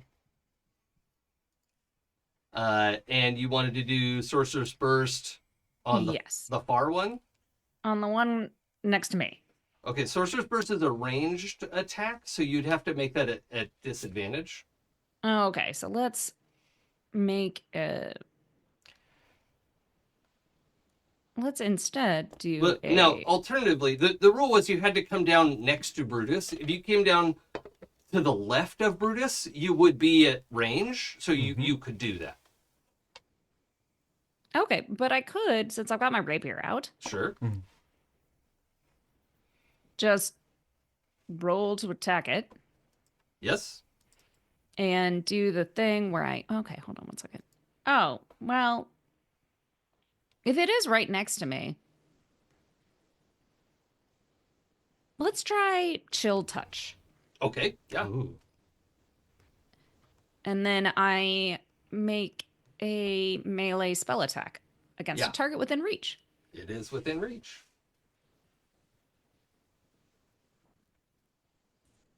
I like the image. It doesn't have to be this, but I'm picturing this like Zorro flourish with the rapier, and then just go boop on top like a wand.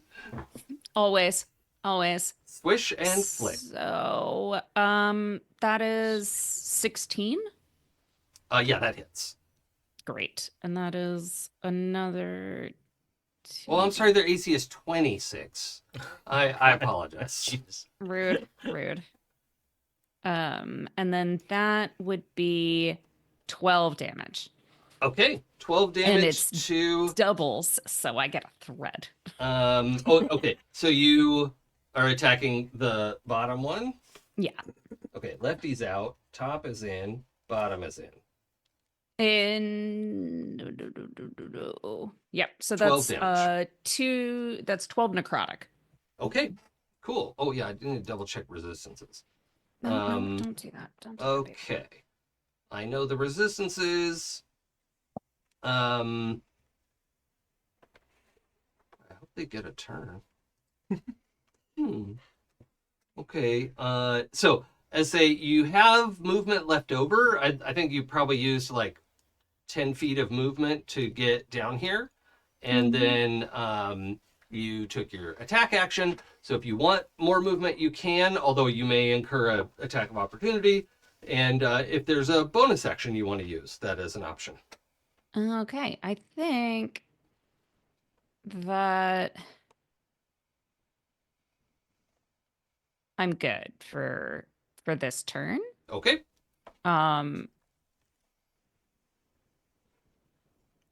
Yeah. Cool. Excuse me. Thank you. Okay. That brings us to Brutus, and then Tim, you're on deck. Okay, so I kind of click into a very determined mode because the contingents like encountered these things before fighting illithids, and they're no good. I've seen like other Giff get taken over by these things, and just the situation get really ugly really quickly. Mm-hmm. I'm gonna focus on Ezthe. Have you got bottom? Yeah. Okay, then I'll top. I'll focus on Only top. for you, Is Brutus. now the time? I mean, as long as everybody's like, communicating. And what I'm gonna do is I'm going to use my first attack to hit it with my short sword, and then I'm going to use Nick to use my bonus action to fold it into my attack. Get those sweet weapon masters. Yeah, exactly. So I'll attack with my dagger, and then using my bonus action, I'll use my martial arts and then spend a focus point for a flurry of blows. So I'll get to attack 4 times. Dave, you were able to get D&D Beyond, right? Yeah. Give yourself a +1 flail. Oh, Just so we have the numbers. that's literally what I just did. Oh, awesome. Excellent. Okay, here we go. Let's see. So my first attack is going to be this one. That's 5 plus 6, 11 to hit with my short sword. Are there any bonuses to that? No, that's just going to Okay. be it. That's all. That's all. 12 is the magic number, I'm afraid. Oh, Okay, no I worries. have a wait. reaction Oh, that I can do. Where's my actions? I can use my Cosmic Omen to take a reaction roll to roll 1d6 and add the result to the Yeah, total. any Oh, result okay. will be, it automatically succeeds. A 1 or better on the die. Well, Hear that, dice? 0. It's a 1. It did all it had to do. Okay. it did the minimum. Good job, buddy. Yeah. C+. C's Okay. get degrees. Let's see. Actually, and I can go ahead and roll. D is for diploma. Bunch of Yep. these now. Let's roll that right here. So that is going to do 6 plus 3, 9 points of damage for that first hit. Okay, for the top. Yeah, for top there. Yep. Second one is going to be 19 to hit. Yeah. That'll be 3 plus 3, 6 more points of damage. Third attack is this one might not make it. 6 plus 8. This one's gonna be 14 to hit, so that will hit, and that'll be another 6 points of damage. Okay. And then last but not least is another. That was a Flurry 4. of blows is wild. 9, plus 6, 15 to hit for 10 points of damage. 10 more Oh, points that's of damage. just enough. Do I pulp this thing? Yeah. Okay, Just yeah. Hummel it. Okay, great, awesome. And then just like kind of very determined hippo eyes turn to bottom Okay. to give Ezthe a hand. Now, We can't let these things survive. It's going to be bad if we do. this is before you have built a relationship with your shadow friend. Yes, before. Yeah. Okay. Yeah. All right. Okay. Some call him Tim. Tim is like doing a dive roll through the hole Of course. Good. to land to the right of Brutus, Okay. formerly what was between the two Yep. creatures. Don't use rage. Well, you know how to play D&D. Sorry. It's cool. This is Yeah. fun. Yeah. Yeah, it's almost over. Time to rage. Yeah. Yeah. No. But I am gonna take my 2 attacks upon this creature, and the first one is going to be reckless Uh-huh. because it's just a diving through the hole and then going whack. Yeah. You don't have to rage to use reckless. I don't think so. No, Cool. you do. You do have I to do? be raging to Oh, reckless okay. attack, yeah. It's fine. Oh, I'm sorry, You're gonna hit it. but I still wanted to hit it more. I know. But I can still attack it twice. Yeah. So that's happening. You're gonna make a mess. Oh. A natural 18. Oh, that's a crit. Yep. So, maximum weapon damage, Okay. which is, what do you roll for that? 1d8 plus 5. Okay, So so 13 plus another d8. 5. So 18. Yep. Is it alive for me to roll again? 13 plus 12 is 30? Nah. Okay. Mushed it. Okay. And let's say it's, this is the one that got chill touched, right? Right. So it's like a little sluggish, and you're like, ah! Yeah. Just go through the whole. Yes. See, I left it for you. I left it so that Yes. Tim could feel accomplished. Anybody paying attention though, Tim did dive through the hole with the weapon that you used to see on the little Oh yeah. mantle thing, Nice. instead of just the club he had before. Yep. All right. So this fight is over. It's probably solved all the problems at the whale. What would These you were like to do? obviously in charge. They were in the second highest tier of the Right, tower. yeah. That's definitely how that works. Yeah. Tell us how that works.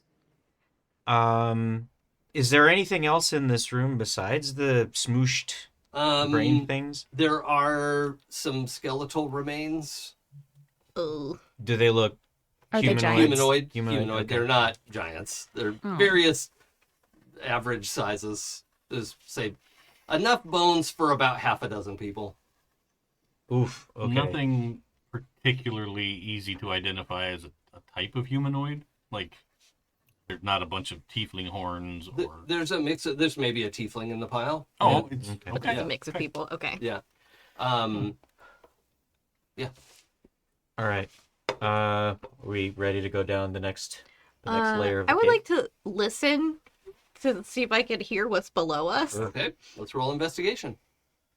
I can't do perception instead. Oh, I'm afraid not. No. Perception is the passive thing that happens to you. If you're searching, it's an investigation check. I hate that. He's not good at that. Well, that's what you just walk blithely in, and then I'll have you roll perception. Yeah, and then you just don't Yeah. worry about it. the less you just pay don't worry attention, about it. It'll the be more great. successful Don't you worry can about be. it. I would say that we don't have anything to worry about since we so handily took care of these things. Trying That we to see just if I have make anything holes and useful. drop down. I don't think I have anything useful. I'm sparkly. If we make holes fast enough, we could just get all the way down to the bottom, A Like- chain of holes, if you will. like Yeah. like that acid dripping alien. Yeah. When Yeah. they first cut the thing. It's a 6. Oh, yeah. He's not real good at It investigating. sounds quiet. I'd say you have confidence. Oh, that good. It's probably clear. It's probably okay. Yeah. Oh, sweet. Can I make the hole this time? Sure.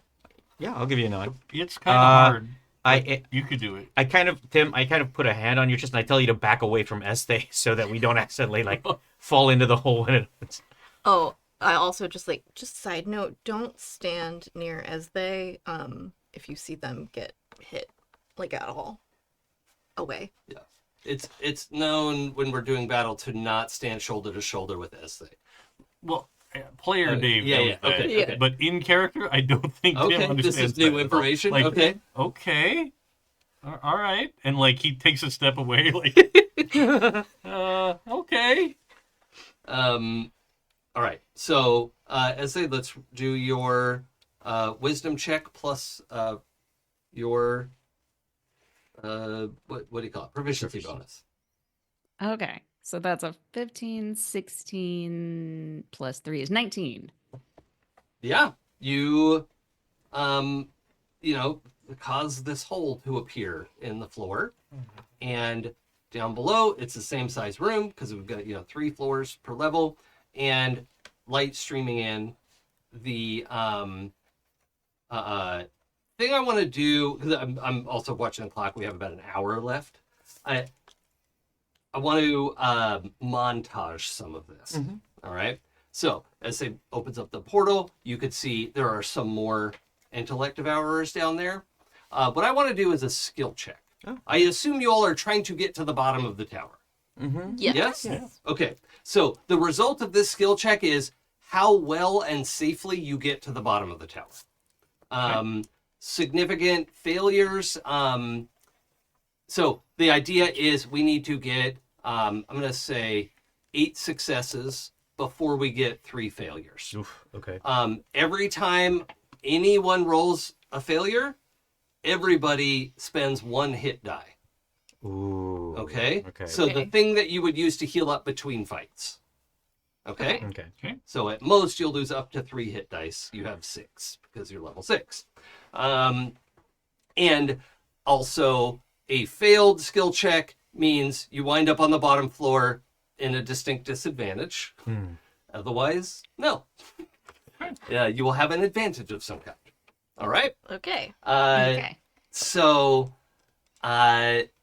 the acceptable, so the DC is, I'm going to say 13 for any sort of physical check, right? Like a skill check. So looking at your skills, I'm not going to use attack bonuses for this. Like this is a sort of running battle, right? Like that's what we're looking at is this sort of montage fight scene. But I want you to tell me what you're adding to the battle. Like, oh, I'm going to roll stealth. I'm going to roll athletics. I'm going to roll acrobatics. And this is how it's modifying the fight, right? We know you're attacking, you're doing damage, you're smushing brains, you know, it's gross, it's awesome, whatever, right? And if you want to roll something other than an obviously physical skill, we can negotiate. But it'll be a higher DC. I may only let you roll it once. There'll probably be at least 2 rounds of this. I mean, if everyone just rolls successes, then it's just 2 rounds of everybody rolling dice. It's just do that. I would like to roll acrobatics Okay. Yeah. because I opened up this amazing hole Yep. and I see that there are things down below me, and I'm gonna dive through the hole, rapier first, Uh-huh. and do a fun like whirligig Uh-huh. to the creatures below me. Love it.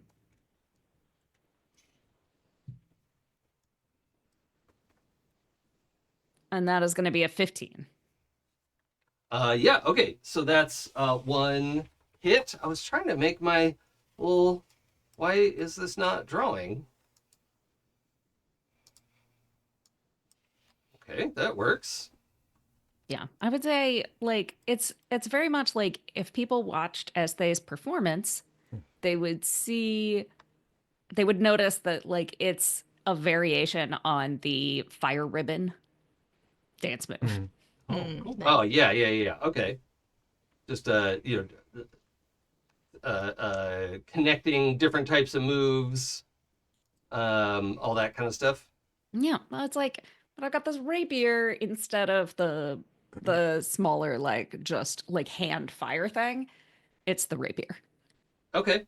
that is also fiery because, I mean, I have this fire that I cast earlier, so why not? Yeah.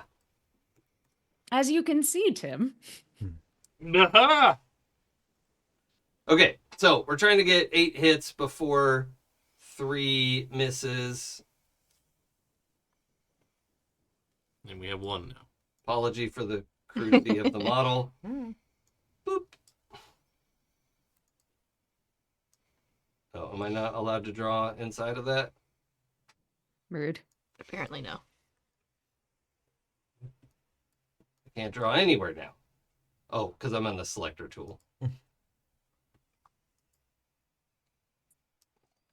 1 hit. All right, perfect. Yay! Let's just go around the table.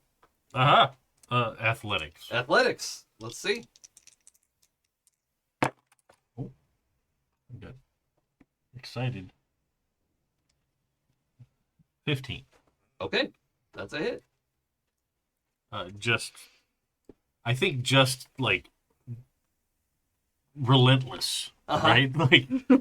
Like after 3 swings with a flail, the average person would be like, "Oh, my arms are tired." Yeah. He's just like, "No!" The stamina and adrenaline Yeah. of youth. Okay, Jaden. Let's see. It has to be a physical. Yeah, Skill? and Okay. we acknowledge that Jaden is out there doing magical support and stuff. but there is a physicality to this of these things chasing you around. Definitely gonna have to be acrobatics, because that's like the only thing I got pluses in. Okay. DC 13. Unless you want to make a case for a different skill. No, I'll take it, because that is 12 plus 3. That's a 15. Ooh, okay. Aw, yeah.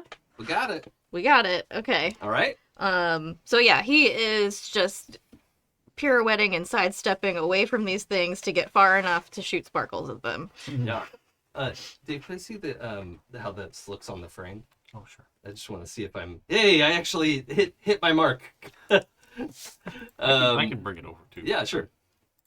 I knew I got it over far enough, but I didn't get your whole word of misses. My incredibly valuable visual aid here. Jason, the Lord of Excel. Yes. First of his name. Okay. Brutus, what would you like to roll? Okay, I think like on one of the floors, I'm just going to kind of rush a bunch of the intellect devourers and kind of like hold them back, like grapple them, hold them back. Okay. While everybody just kind of tries to bypass the area. Sure. And I'm going to use athletics for that. Okay. Okay, that's a 20. Ooh, nice. Ooh, nice. On the dice? No. Altogether. It was a 17 Okay. on the die plus my Okay. athletics. Almost a crit. Almost, yeah. Okay. One off. That's all right. All right. We have 4 hits. With no misses, you've activated my trap card. This round, you cannot roll what you rolled last time. Right. Congratulations on not getting any misses. Oh, What could go wrong? Nothing. Absolutely nothing. We are delightful. Ezthe, what would you like to roll? It's time to be sneaky. Okay. I feel like if we open the hole at just the right place, like if we listen and then go to the opposite side and then just hole. Yep. Double hole, you're saying. Oh, yes. Double hole. Yeah. Twice as much hole. Quick in, quick out. Yeah. I mean, There's the name of the episode. yep. And that's another 15. Okay. That's a hit. Dave. Brutus. I mean, whatever the fuck. Tim. Tim. It's cool. It's cool. Just run through every name. We'll get you there. That's a very much a dad thing. Yeah, I was going to say I've been there. My full name growing up was Laura David Lisa Jason. So, My dad eventually just was like, number 1? No, number 2. I think after just wailing on one and smushing it, I look at one of the other ones and have a kind of glint in my eye, like maybe this is getting serious. But, remains dripping off the flail, looking at the thing. I'm intimidating it. okay. Yeah, I think they're smart enough to understand intimidation. I'm going to set the DC at 14. Okay. Because they're also, in a group, they're emboldened, and they are essentially wild animal intelligence, right? So, Sure. But DC 14. Lucky. Well, that's a good start. Excellent. Yes, I got a 16 this time. Aye, all right. 6 successes with no misses. You gave us an assignment. You said just get 8 in a row, Yes. and we're done. So you two, no pressure whatsoever. Mm-hmm. Jaden, what would you like to roll this time? Let's see. I have 2 options. This one is my wild card. Can I use survival to navigate this terrain that we're in safely? What's your other pitch? Stealth. Um, I'm either gonna try and be sneaky, or I'm gonna try and so stealth, I'm going to give you DC 13. Okay. For survival, I'd give you DC 15. But you will, I have to do if you that. succeed at the roll, you'll discover something. Oh, Oh, hoo-hoo. that's tempting. Let's give it a try. Never bark Always the take the spreadsheet. gamble. Okay. Just need 15. Never bargain with a Jason when death is on the line. Oh, yes. All right, that is 9 on the dice plus 7. Oh my god, I have to give you the information. It's 16. There is no information. This tower is not a naturally occurring body. Oh boy. Weird. I'll give you more after the fight, okay? That's fair. Yeah. But no, I know this is good. But it is the sort of thing where it's like, you're catching your breath, you're like, wait a minute, what? And so you're the thing that you immediately discover, which is not going to be immediately helpful, but like it is easier to create a hole in the floor in the middle of the room. Like it's literally thinner, right? Rather than right at the edge, it just took a little bit more effort. Got it. Right? Okay. Okay, Jay? Okay, all right. See, I thought what you were going to find out was that the whale was actually belly up, and this was something else Oh, God. altogether. Oh, When you Jay first means the described it, whale's Jason, penis, everybody. when you first described it, I was like, he would Telescopic do whale that. penis? 'Cause Fun that's fact, what that ends up actually, looking that's like. where the Kraken legend comes from, is because Oh, the when belly whales up are upside down, whale. it kind of looks like Oh, this really? above the Floppy. wave. I did not know that. Yes. Fantastic. The more you know, folks. All right. Whale Anyway, dicks. okay. So back to getting through the not a whale penis. I'm going to actually like, I'd say like towards the last level, we're all getting pretty tired, and I say give me a second, and I'll open a tiny little portal, and I will study the movements of the intellect devourers down there using insight Okay. to kind of find the best place for us to kind of pop Okay. down. Does that work? Insight. Their motivations are alien, Pretty right? inscrutable. Yeah. So we're gonna go DC 15. Okay, 15. All right, let's see. Oh, that's double ones. Oh, no. no! Fantastic. So, yeah, no, not even close. Okay. So here's. I'm not gonna do this. So normally a critical hit on a skill challenge is 2 successes or 2 failures, right? And then I was thinking, we have that like 2s and 20s thing is like extra. Maybe it's 3 successes, but then that would mean 3 failures Oof. on a nat 2. I feel but- bad. We didn't discuss that. So we're gonna make it 2 failures. Okay. As we crash through the floor, and against all odds, Pooja, you are faced with a full count. We need 1 success and only have 1 one more failure, and it's the skill challenge. So much pressure. Gets Sorry, the everybody. sad version. I'm not sorry. What does it look like when your insight fails you? When my insight you know what? I think oh boy. I think I believe that the intellect devourers are gathering in one particular spot.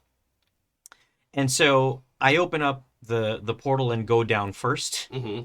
And I don't realize that where I end up, I notice them. What my insight fails me with is that we're in one of those thick spots of the floor, and it takes me a little more effort to open this. I'm like, and then it kind of irises a little bit, the floor irises a little bit when I focus, and then it's taking a lot longer for it to open than I anticipated. Yep. And I'm looking up at everybody like, okay, sorry everyone, and that gives the intellect of ours enough time to kind of like realize, hey, there are things here that we can intellect devour. Sure. And so, yeah. Yeah. Tasty snacks. Okay, yeah. So it draws more of them near, and yeah, and we have to get into a full-on fight instead of being able to avoid this encounter. Yeah. Okay. Ezthe Perah, what would you like to roll?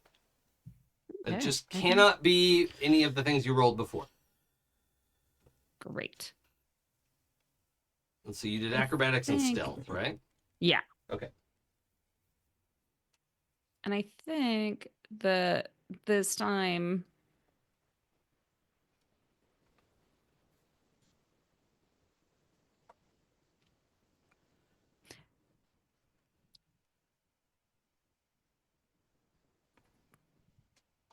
we're gonna look for a like deception? Oh, well, okay, hold on. I want to back up one thing. Jay, you can use inspiration, or like if you have the lucky feat, like I roll- don't have. Oh wait, hold on. Actually, hold on. No, I didn't take lucky. I ended up taking Okay. something else. I don't have inspiration. Yeah, and, we got inspiration when you got to Brine. Yeah, But I think we're well, and I without. think I ended up using it Oh, already. yeah. Yeah. Okay. So no, that's it for me. It's just, Okay. just that. Okay. Just want to make sure we had all the options on the table there. Are we gonna lose 2 hit dice with those 2 failures? Oh, yes. Thank you for reminding me. Everybody remove 2 hit dice Okay. in your health section. If you're in D&D Beyond, hit the short rest button, and you'll see your hit dice there. Yeah. And then just reduce that by 2 without rolling them. I think it'll let you do that. So how does that work against my temporary hit points? It does not. Okay. Because hit dice only recover base hit points. So there's no interaction there. Okay. Wait, I'm sorry. I don't understand what I'm doing in this. Okay, so go to short rest and just Yeah. mark 2 of the boxes there. And then, and then it doesn't actually do it. Oh, uncheck automatically apply healing. Oh, okay. Okay. Well, I don't think anybody here has lost hit we points or weren't anything. Oh, yeah. we So, should be yeah, it okay. wouldn't matter. Yeah. You're just going to go in there, check 2 boxes of hit dice, and hit short rest. I don't think we get any other significant resources back on a short rest, so it's fine. Oh, okay, cool. Got it. Confirm. I wish it would let you just manually adjust that. Yeah, so this didn't do anything. No, it wouldn't have really had any effect, except for now, if you go to hit short rest, you have 2 marked off already. Yeah. Yeah. It's not, you're not going to have fewer hit points or temporary hit points because of that. Oh, okay. Sorry. I was just confused. Yeah, it's a sort of abstract resource that is like, I like to use that before having you mark exhaustion or anything like that. So yeah. Okay. So yeah, I think what did I say? Deception. Deception is the time. Okay. Deception I think fits in pretty well. But I'm gonna have it still be DC 14. As we're trying to adapt the fight here. Okay. Nat 20. Oh my god. Yes. Wow. On the Amazing. 2d10? On 2d10, nat Yeah. 20. That's 10 and a 10. extremely unlikely. The dice were like, you need a 10? Here, have a couple. Okay. Wow, I have to honor that. That's like the mega crit success.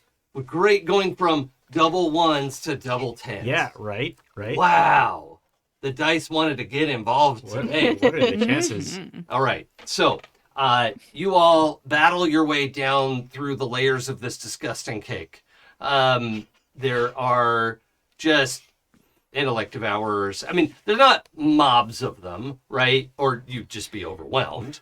But they keep coming out of the corners, right? Or they'll slip into the room somehow. Like, how did that even get here? Each room gets successfully bigger. This last, you get to the ground floor, and it is 60 feet across. It's essentially round, not a perfect circle, because it's grown into place. You can see the floor is slightly bubbled where it merges with the material of the whale's spine, right? And then there's a big main entrance door off to one side, and directly opposite that, very dramatically set, is what looks like was originally a throne from somewhere, like some sort of humanoid settlement fancy throne that the material of this stuff has grown up and over and like clasped and held. Okay? Sitting in that throne is a headless suit of armor. At least that's what it looks like. It is still, it's not moving around. It is a thick torso, arms, legs, and is just sort of slumped over in the throne. It is this glossy black material and the helmet, you don't notice the helmet right away, but as you got down here, like none of those devourers got away from you, right? You got every single one. You got down to this floor, stomp, last one. The success music plays. The XP rolls in. The encounter ends, right? And you look around, like you have a second to catch your breath, and so I'm not going to apply any damage. I would like my spellcasters to spend 3 spell points. I think that feels fair for a successful fight. Considering everything that was happening in there. But they're CR2 creatures, right? Their challenge rating is 2. You guys are 4 level 6s, right? That was meant to be a light to medium challenge. You did very, very well. And you land in this essentially throne room, for lack of a better term. There's lots of windows, but it's because it's so wide, the light only gets in so far, so it's sort of dim and eerie. And in the middle of the room, you noticed this in the previous 2 levels as well. The middle of the room has 4 pillars, approximately evenly spaced in the middle of the room, just as a support structure, right? It was like pretty clearly needed like when you're 3D printing, and you need a support beam there. So this big room has these 4 pillars in the middle, and this throne at one end. Okay, so now I have a really obscure history check. So I'm not going to have you roll at disadvantage. Anybody can roll it, but it is a DC 20 check. Oh. I literally cannot even try that. Well, you can. Well, no, because like if it, You have a negative to history. I have a negative one. Minus in one. history. Yeah, but a natural 20 is a natural 20, Oh, right? Okay. Like that is you have a 2.5% chance. Nope. It's a 9. Okay. 17. Oh, that's Oh, pretty good. Close. Apparently, I read a book about this somewhere. Yeah. I'm going to give you some information in a second. Oh, and then Sam, I have to give you your survival check. Oh, yeah. Yes. Okay. What'd you get? Just a 10. Okay. Nope, I am going to give you something for the 17 because that's pretty close. So the survival check is you absolutely understand the mechanism by which this was grown because it is a bastardization of what you might use to help a grove of trees grow. Oh, right? okay. It's like an abyssal druid did this, but that's not a thing. Okay? I wish it was, because Yeah. I want to play that. That is kind of your, like, the best metaphor you could draw in your mind of, like, how did this even happen? Because other things, like if you look at, we know intellect devourers are often associated with illithids. Illithids fly these snail shell, nautiloids, like, but they've adapted that from, like, they've killed that creature and scooped it out and made their ship out of it because it had magic quality, whatever. It wasn't just grown from whole cloth, right? So this is pretty weird. Okay. But yeah, you have that, like, a conscious mind grew this thing, attached it to the whale's spine on purpose, and grew this structure out of the whale. On your 17, you can't remember what they're called, this black armor thing, but you read about something. Like, it is, that it is an obscure myth, right? For the rest of you, it's like, oh, there's just shiny black armor in the chair. So, you also have, I don't think anyone needs to take a short rest again, right? Because we have most of our hit points and whatever. Yeah. So, you have a second to catch your breath and look around before the next thing happens. Okay. Let's see. The pile of armor, just a question. Does it look like there's a body in the armor? Like, do we see any flesh poking out? You don't see any flesh poking out. Okay. But it's also sitting up in a way that empty armor would not.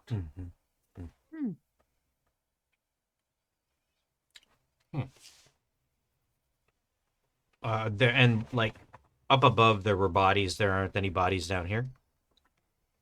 Oh, yeah, there's probably There are a some- few like some skeletons. detritus. Kind of same thing. Yeah. Okay. Right. Gotcha. Huh. Any like markings that might indicate You want to go up to the throne? not necessarily the throne, but maybe like the walls, the columns, and just kind of give them a quick look. Hold on. Jaden, Yes. have you like brought up the idea that this was a fashioned structure? Yeah, he would definitely Okay. share that information. So part of the reason you're able to know that is you can see these mind-bending runes in the swirl patterns of the blue and purple Okay. wall. You're like, oh, it's like looking into the Matrix, right? Mhm. Like, I understand how you did this. This is gross. Yeah. Yuck. Why did you do this? You did this with your mind. Ew. And when Jaden points out, you can see now there are these swirling, like almost like hieroglyph. Yeah, glyphs of some sort. Yeah. Okay. It doesn't really make it. Oh, does anyone speak Abyssal? Wait. No. Okay. That's fine. Just I think it's probably enough to acknowledge like it's like you've seen what Abyssal looks like, and this is kind of like that. Is probably your best example. Okay. But yeah, otherwise it's just as it's this still and mostly empty space that seems like maybe it's been that way for a while, but yeah. Okay. Oh, sorry. I've left out a detail. Because you have reached here and not in a running battle, in the space between the four pillars, you can see an etched, like drawing of the whale from the side, right? And it's a cutaway, right? So you're like looking, like you can see like muscle striations, and it's certainly it's like if Picasso drew it and hated whales, right? Was angry at whales, Oh. Wow. right?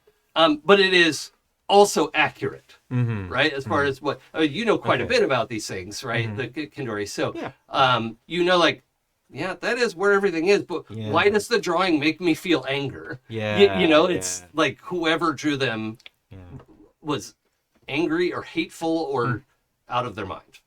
Right? Okay. And what you can see are two very distinct glyphs. You're not sure what they mean, but there's a glyph like right behind the center of the forehead, and then there's another glyph right where the tail really starts to thin out to become the like flappy part of the whale tail. And you can also see there are like rib bones, and so like right at basically the tailbone, right? Like if you chopped off its tail, right at the tailbone, there's another glyph that is indicating something. Okay. Indicating like it glowing or like. Well, it's just that the glyph is so distinctive, right? It's almost like a you are here, but you're not. You're in the middle, right? Okay, so because you have so much advantage getting to this room, you hear a rustling and a clank behind the throne. All right? From behind the throne, you could see, you now know very well what the legs of an intellect devourer look like. Skitters wobbling and has what looks like the matching black helmet over its whole body, Oh no. and is like trying to get up the side of the throne to put itself onto the body.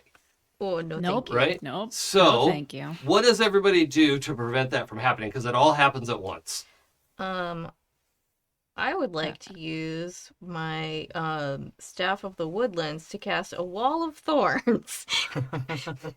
Okay. Okay. that can be part of it. What would Tim do? I'm running at it. Okay, charging at it.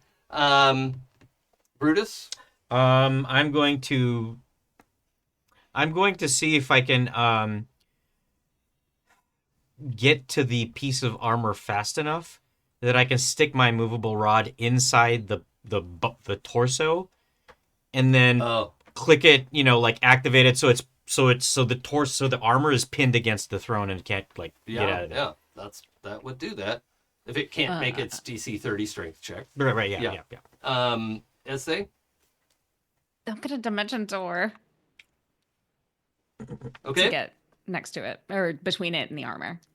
Okay. How close am I to you, Ezthe, just out of curiosity? Oh yeah, I think we're all I'm gonna take you with me. Yeah. Okay. Yeah, All right. take him with you. Awesome. Because I'm pretty. Because far we've away. been in this, we have this rapport. Awesome. Yeah. You're not my Fantastic. bestie, but one of my besties. Yeah. Yeah. And I we'll love say Jaden's not doing full power thorn wall, but you're just trying to create a barrier to slow it down long enough, right? Yeah, so I can make it a circle. So I wanted to make it around the suit of armor. Yeah. Okay. Yeah. So this pops up it was going up the throne, and you went whoop, and it fell off the thorns, and it's on its back for a second in this helmet, which gives everyone a second to react. Dimension Door's going to get there first, and then Tim's going to come running in at the end. Dimension Door gets there. Brutus, you're ready. You jam your immovable rod, and it squelches into meat. Oh, there's meat in there. Yeah. All right, I'm going to turn it on anyway. That's fine. It's sticking out about halfway. I think you weren't expecting the resistance of just muscle. Okay. Right? That's pretty gross. Ezthe, what were you were wanting to get over there to do what? Oh, and then I'm gonna I am going to hit it with a sorcerer's burst. The low guy wearing a helmet? Yep. Like a hermit crab? Yep. So mean. Okay. No. Yeah. I'm a horrible person that way. Okay. And will say I believe I am in melee range of this thing, but it doesn't actually matter because I have the old one too. Oh, that's right. I forgot about that. Sorry. But that also you could have brought yourself over one square away from it, Yeah, but I do want to. So here's the thing, though. I want to be in melee range of it because I am going to hit it with the old one too. Yeah. Okay. How much damage can the Sorcerer's Burst do? 2d8. Okay, that's fine. And then we don't have to roll it specifically. Oh, okay. So the other thing is that I can also make a melee weapon attack as part of that action. Okay, so it would also include weapon damage. Okay. And that's 1d8 plus 3, so that's 11. And you're going after Hermit Crab as well? Yeah. Yeah. And how much damage does the flail do? I'm not going to hit it with the flail. Oh. I was going to try and grab the helmet. Off of it. Yeah. Yeah, okay. Cool. So all of this happens at once. Did y'all see Big Hero 6? Mm-hmm. Mm-hmm. You know when they at first go, they get their powers and they go and the bird lands and they're like, ah! And they, the bird's fine, but because they all miss. This isn't that. You guys crushed your skill check, right? Your skill challenge. So you caught this thing napping. Okay. And you've knocked it off the thing, you've blasted it, you've, slurped the body in place, and, ripped the helmet off this thing. Actually, you got the helmet off before Ezthe's spell goes off, which is great because as soon as you did that, Ezthe, you can feel the relief of, it felt like you were about to get counterspelled. And then that resistance vanishes and you push through. This one lone intellect devourer is squashed and unable to rejoin the body of this thing. Right. The night is quiet again. The armor is very still because your immovable rod is plunged into you look inside and it's not like someone's neck. Oh. Right? It is just meat. Okay. Right? Like, did you see Evangelion? No, Oh, no, I okay. haven't actually. But, It's just like nonsense striations of muscle inside, not like, oh yeah, this is a pectoral muscle and whatever. I'm not gonna lie, the yeah. whole time I've been picturing like the suits of armor from Delicious Intention. Oh sure, yeah. Oh, Except The like if or those the little bugs. muscly guys were like bigger. Yeah, that's not way off. Yeah, that's pretty close. Okay. And it doesn't smell, right? It doesn't smell like a dead body. And the meat isn't rotten. Yeah. It's just muscle, right? Okay. So, and there's nothing in the helmet aside from the dead, like you took that, ripped that off of the Intellect Devourer. Does the armor seem like it's magical in some way? That is such a big question. Would you like to cast Detect Magic? Yeah, sure, why not? Okay. Let's see. What's down?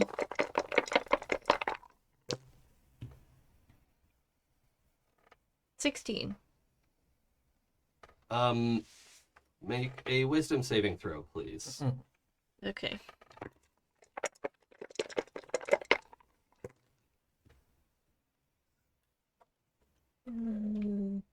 17 plus 7 is 24. Okay, that's good. You ride this wave of vastness, right? Just phenomenal cosmic powers, itty bitty living space. Mm-hmm. Okay? Like mind boggling. You've met deities. It just blows your mind looking at this suit of armor. Oh. However, you're able to keep it together and remain in awe, or I mean, emotionally, you could react to that however you want. But it is, without a doubt, a singular object that you have never encountered in your long, long life. And one word comes to mind, Zodar. Zodar. Interesting. And that's your takeaway. I can't give you more information. That is entirely fair. It is magical with a capital M, like made of the fabric of magic. Yeah. I think you guys just kind of see him like do a like whoa. And he has a Keanu Reeves moment. Like, it's made of magic and is anti-magic, right? Like, oh yeah, it would be hard to affect it with a spell. It probably can't cast a spell, but that's not for sure because you've never seen something like this. Mm-hmm. Maybe it casts unspells. Like, what does that even mean, right? Like, we've just discovered dark matter and we don't know what to do, right? So. Does the word Zodar mean anything to you guys? Does that help me remember anything From my recollection? Like fucking fairy stories, you know, like it's the boogeyman that gladiators talk about, like, oh, the Zodar is gonna get you. Okay. You know, that's a joke, right? Like, it's not a real, like, little kids believe in Zodar, but you're a grown up, you're a grown ass man, 20 years old. You don't believe in Zodar anymore. I don't know. I think maybe there's some evidence to the contrary. Well, but I think it's enough that like I dropped the helmet like away from me. Like, I don't think that's for us. Zodar is everywhere. I did kind of get that vibe from them. Is your immovable rod still in this thing? Yeah, I'm gonna say if it's not in any danger of moving, I'm just gonna pull it out of there. Okay. So you've removed that, you've dropped the helmet, you're standing around, and the armor starts to move. Oh. So it's not lightning fast, so if you want to react to that or move away or towards or immovable rod or Yeah. I jammed that thing right in there and Okay. And then you let go. Yeah, right? yeah. Okay. So this thing is. Well, let me do a strength check. Oh, sure, yeah. What is the actual bonus? I'm going to try this first.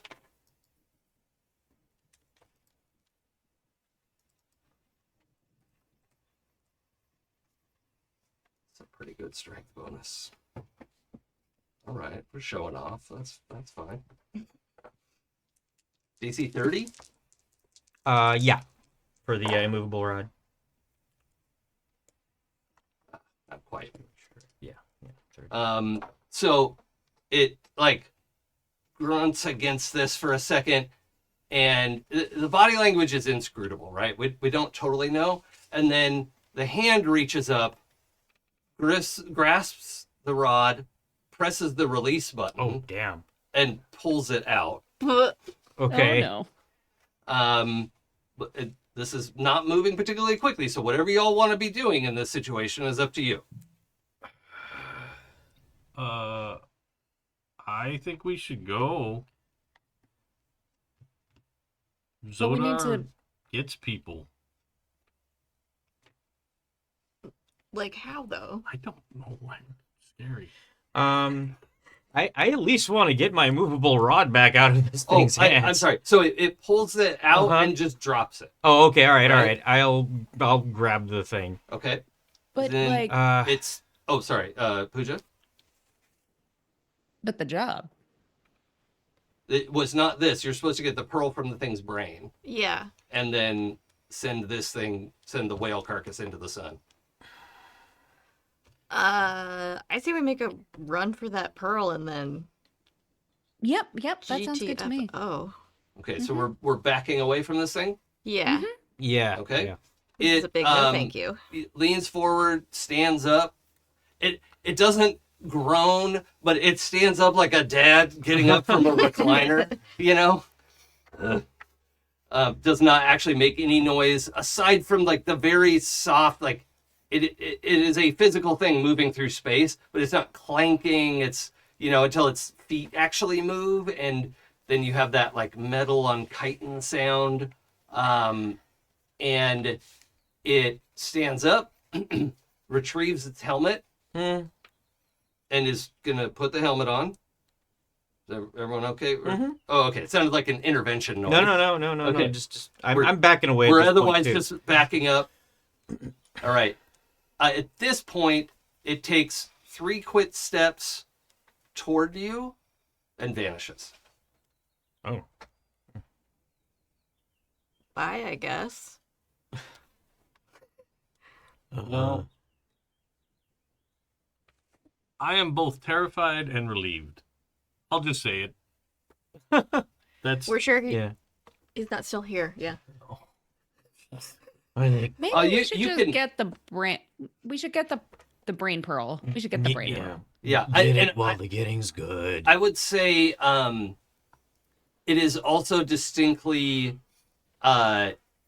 it's sort of like when the aircon turns off and you didn't realize you had tuned out the white noise, right? Like this thing vanishing is like, oh, I can take a full breath for any of the magic people, right? Like anyone who's tuned into the weave, you were help, I'm being oppressed, right? But you can breathe easier now. Great. Okay. That was weird. Didn't even say thank you. you didn't have a head.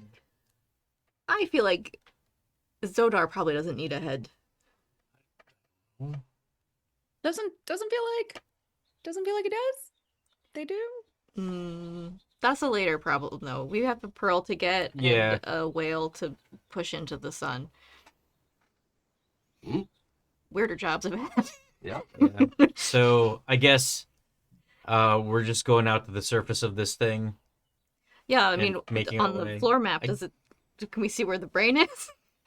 Yeah. Great. And See as There. where that front sigil is. when you leave the front of the tower, right? And you can tell the bottom of this, like, yes, you could go through the floor of the tower. Like, there's where the spine Yeah, goes the through spine the is middle right of it. there, yeah. But if you went to the side of that and went down, yeah, you could just open a hole into the ribs and drop down, but that's not a useful thing to do. Yeah.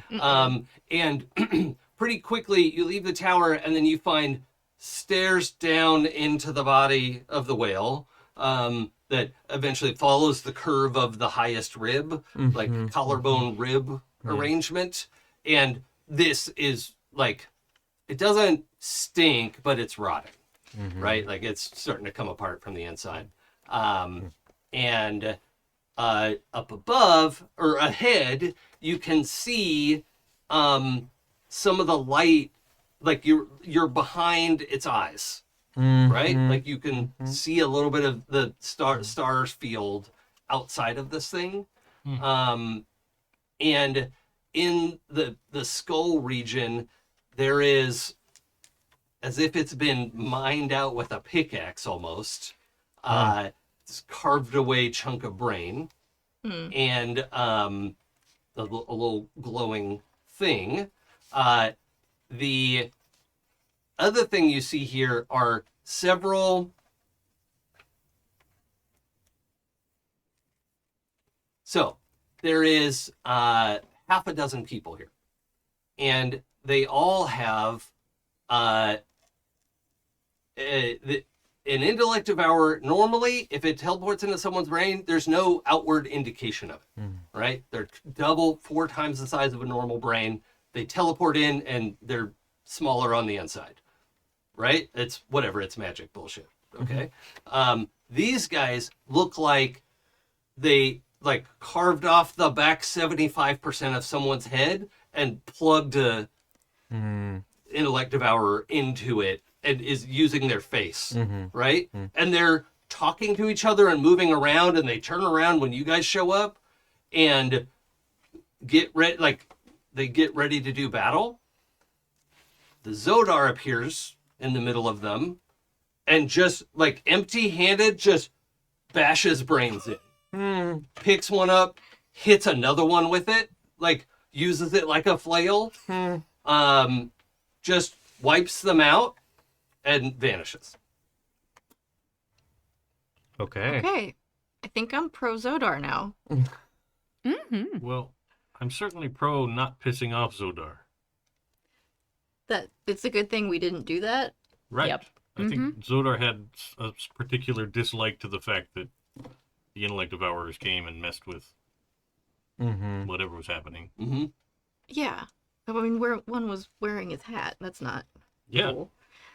Maybe that's where his original head went. Oh. Something happened. In all How the did myths its head come off in the first place? in all the myths and stories, no one's talked about what's inside. Lots of people assume there's some creature in there, but nobody knows. Are they different creatures? Is it a mix of people? Is it backgrounds? Is it some mystical being? Is it just animated armor? We've seen that before, but it seems so much more powerful than what animated armor can be. The myths just don't stand up to what you just watched. Sure. It's full of muscle. Random muscle. Yeah. That seems more intimidating. It's closer to if you opened up a crab or a lobster or something, but that has an orderly, you could see how the muscles work to make the claws go and whatever. This was more nonsense. But we have the opportunity to retrieve the pearl. We're also able to unplug the Spelljammer helm that they had installed here in the skull, right? Okay. And it turns out that the biological material of this thing was preventing the Spelljammer helm from working properly, and that's why they weren't able to get it away from the star, and it wasn't able to just drift in, right? It was it could keep it from drifting into the star, but it couldn't impel enough to get it away. Got it. So as soon as you unplug that, you can feel the change in velocity, right? You're not zooming towards the star, but right away, you know, the gravity plane goes away. You're in zero gravity for a little while as you finish up here. And so the last question I have is, are we interested in what that tailbone indicator was before we go. Yes. Given that we're not zooming towards the star, but time is becoming a factor of there's only so long the caravans can stay near, you know? Yeah. But like, if this is a brain pearl, there might be like a tailbone diamond. Who knows? That's true. But diamond. But diamond. But diamond. Someone had to say it, probably. And who knows when we're going to be here again? Can we take that Spelljammer wheel with Yeah. us? Oh, the helm? Yeah, we'll have a spare. I think Or I sell it. They're really would valuable. use my little like long range message spell ability thing to contact Cornelia and tell her to meet us by the tail. Maybe. Okay. So we can just get over there and get out of here. Sure. The people, quote unquote, that were here, are they dressed in any particular fashion or just kind of like traveling garb? Yeah, just, you know, tan, khaki, browns, you know, like they look like maybe they were sailors, right? Yeah, But so astral just, space sailors can really vary, right? Yeah, like what yeah. does that mean? So just some poor unfortunate souls that were kind of caught by these things. And... Yeah. That's all right. probably the best indication. Yeah. Okay. You know, I'm even gonna say you found like one of them had left over the back pocket had the like captain's log. Oh, sure. And so you have some evidence, like if you want to like contact the families and let people know, you know, like oh yeah. Okay. you have some record grab of that who manifest. these people were. Yeah. And just they weren't like, oh, it's Captain so and so. You know, they Yeah, weren't famous, yeah. but you do have some information. Like if you want to pass that along. Okay. Gotcha. Probably don't tell people that you saw Zodar because that's nonsense. Yeah. Okay, and we're checking out that tail thing. Yeah. Okay. Yeah. All right. We're going to do one last skill check because we are somewhat pressed for time in game. We are actually okay out of game for today, but the dawdling will not be rewarded. Mm-hmm. All right. So let's do. Y'all did so well last time. Let's do 9 hits. Oh my god. Okay. Oh God. Whew. And probably DC 13, depending on what you pitch. You tell me what you want to roll, and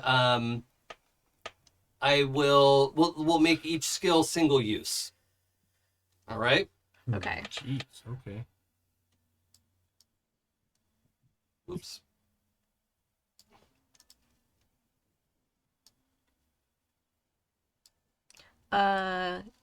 I'm gonna go survival to find a trail and avoid natural hazards navigating this dead space The whale. body of the whale. Yes. Okay.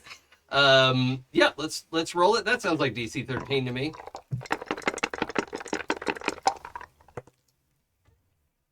That is a 21. That is a success. 1 success. You want to get it? Okay. No, let's keep up the thing. So, since I've been seeing how the body has been deteriorating, can I use medicine to kind of figure out, hey, Oh. we got to stay away from these parts. We got to, we can I stay like in this that. part. Yeah. Yeah. All right, here we go. Oh my god. That's pretty good. 19. Is that a crit? You know what? Hold on. No. It's a 9 and an 8, so a 17. Oh, Again, just short. just Okay. shy. I've been crit shy. Yeah. Hey, it's nothing to be embarrassed about. No, It's okay. sometimes it just doesn't fire off. Yeah. That's not embarrassing. Yeah. Happens a lot. Not a performance issue. Critical Just hits pretty- of a certain age. Pooja? Okay, I'm gonna use acrobatics to fling ourselves around the debris and decomposing whale bits. Yeah, we have a whole sequence of like flipping through the bones, the rib bones. Yeah. And that is a 16. Yeah, another success. See, you guys are good at this. This is so easy. Dick? I'm gonna go with athletics again. Yeah. To start. Why not? Because there's nothing like a 5K right after Oh, you yeah. just fought your way through a tower. Yep. Like, let's go. It's a cooldown. Yeah.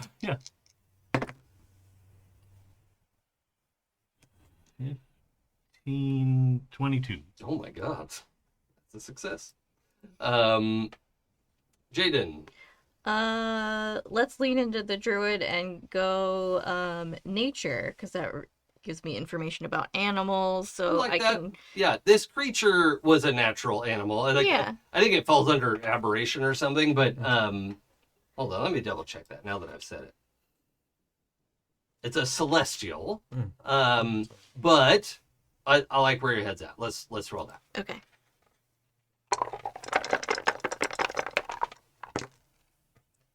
And that is gonna be, let's see, 14 plus the 21. Yep. Another success. Hmm. Okay. Jade? Ooh, I'm gonna say as we're making our way through this thing's body, some parasites come out and kind of like start to square off with us. Can I use animal handling to try to like calm them down? Yeah. And let them know that we just want to get out of here. That's great. All right, awesome. 16, 17, 18 all Easy. together. Too easy. Yeah, there's no way you guys can fail now. That's Ezthe Perah. Since we know that there are parasites, let's take the sneakiest route around the next group of parasites. Yep. Mm-hmm.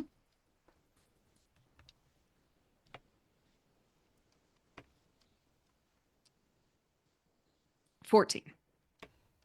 Oh yeah, it's DC 13. That's great. I get a thread for my double force. Oh, yeah, take a thread. Tim. Okay. I think Tim wants to encourage everybody. So he's going to do a performance to like sing like a marching song. Okay. That's right. Because you have the entertainer background. Yes. Yeah. This is Tim's like secret karaoke cannonball. Like nobody, Yeah, this is great. I love it. Okay. A song of inspiration. Hell yes. An 18 on the dice. Oh, okay. That's 2 successes. Plus 3. All right. Puts it well into well above 13. That's 9 successes. Oh, Wait. Yes. Because it would have been 1 extra, yeah. Yep. So describe to us how this inspirational marching song gets us, over the top. Well, I think it's just like it's got that rhythm of like a work song, like sea shanty style, but And we're like, lagging and exhausted. yeah, and, like we've been fighting all afternoon. Yeah. And then we finally get done with that, and we're like, I now have to run 1,000 meters or something to the other end of a whale. Yeah. Like that's not great. That's definitely Like- that big. Yeah. I mean, now that you've mentioned 1,000 meters, I'm like, we would fight 1,000 yards. We would fight 1,000 more. Just to be the band. Perfect. Ow. Perfect. Well, So you all go tearing down. You get to the back end of the whale up on top of it. You're not actually at butt or cloaca or whatever. Oh, ones have normal, not cloacas. they have Not, sphincters. They don't yeah, have normal's cloacas. not the word, but they are mammals, right? Yes. So this is a celestial mammal, I guess. Whatever, it doesn't matter. The point is, you're on the top of it, right? And you get to where they had sort of initially begun a dig site, and you learn something that people, as far as you know, nobody was aware that Kandori have a hind brain. Oh. Makes sense. Yeah, and the pearl that's there is distinctly different from the one that was in the forebrain. All right, and we'll get into those details next time. But the forebrain one is a map, and then the second one does something a little different. Fun. But it is, I don't know, like yellow-orange kind of swirling. Oh, a little bit like the Palantir when the eye is going to show up, So it's Ooh. really bright. That's not an intimidating description of this thing. Well, it's not like fire or it's just swirling colors, Okay. right? This group in particular, we have distinct Yes. Yeah. encounter with a giant pearl thing. Yes. Just like in the other game, I'm immediately gonna touch it. Yeah. Yep. No, this is good and the right response. So in the meantime, we have recovered these 2 pearls. You make it back onto the caravan. The pearls are brought on board. You're invited to make use of the map pearl. By the way, it is the size of a medicine ball. Oh, of course. Okay. Neat. Like, Hell yes. yeah, you do not put that in your pocket. Like it won't even fit into the mouth of a bag of holding. Right. Right? It's huge, but it's not all that heavy. Like it is substantial weight, but it's maybe 40 pounds, and you would expect it, like it looks like it might weigh 100 pounds, right? So that there's that. And then the orange one is like more the size of a small cannonball, right? Maybe a big, like a juicy grapefruit, There you go. right? That kind of size. So much smaller. You could definitely put in a bag of holding or whatever. So I just need to know, did that make it to Carnelia's eye, or is that hidden in someone's stuff? Okay. Yeah. Unless anyone Yeah. stopped me, I put it in my pocket. Okay. I was gonna say, like, can we put it in the mayonnaise jar? in the alchemy jug, Yeah. Blah. You don't If- want to get mayonnaise on this thing. if you want to. Yeah. It would be a lovely inert substance to keep it there, and no one's Object. gonna look inside the mayonnaise jug. No, yeah, I nobody's feel gonna like look at that's mine. one of the old, like, like at some old, remedy, like, or like how the best way to clean your jewelry is put it in a jug of mayonnaise, Yeah. leave it for a week. Okay. So regardless of where it's spirited away, we're establishing that the 4 of you have a secret. Right? It wasn't part of the job. This is a bonus. It was We not. do not have to Mhm, report it true. in our debrief. You absolutely don't. But that feels like catnip for 20-year-old Tim. I was going to say, does anybody say that specifically? Like, I hey, think- let's yeah. not say this. Oh, yeah. Yeah, Okay. This is just between us. This is off the And record. Gralen would definitely tell on us, so let's not tell Gralen. Yeah. Okay. Love my bestie, but we're still learning. We're still working on the need to know part of Yeah. to know information. True. And we don't know what it is yet, so we need to do our own research Right. before we can, tell Okay. anybody else about it. Yeah, it might be dangerous. You know, hold on to it and make sure you understand how it works. Exactly. Yep. Brutus is a little weird about not telling Carnelia, but when you say like we really should find out what it is, I'm like, oh, okay. Yeah, magic items are Yeah, dangerous, that right? makes sense. Yeah. Yeah. All right.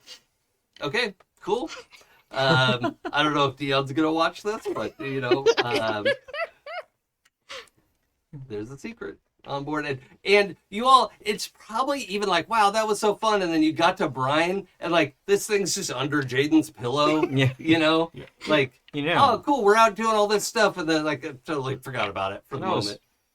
Cut like the last few minutes off the YouTube version of the video in case Dion.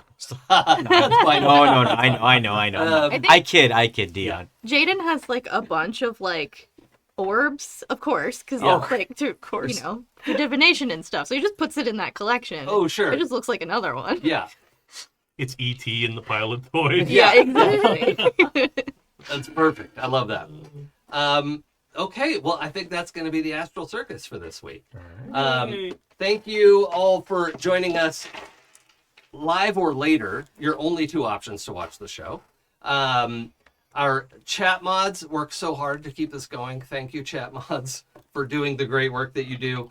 Our amazing Patreons keep the lights on, keep us ad-free and independent. We get to play what we want and talk shit about it if we feel like it, or talk about how much we love it. And if we do, that's just our genuine feeling, right? Like I love that we don't have to do ads or any of that. Now, it also means none of us get paid. So if you can join the Patreon and help Kimi out, she's paying for all this, right? Like, because she loves it and is doing it.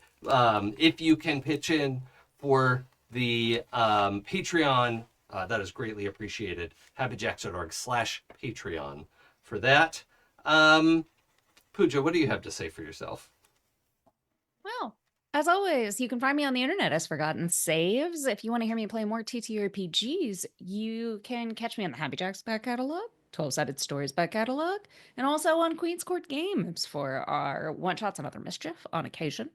And just as a aside, thank you very much to my table for letting me remote in today so that I of course. could cook this morning for Homie Made Meals, which is a mutual aid society in Los Angeles, or mutual aid organization in Los Angeles that decentralizes cooking for our unhoused neighbors. They are not the only organization of that type. Highly recommend that you look up mutual aid organizations in your area if you are not in Los Angeles.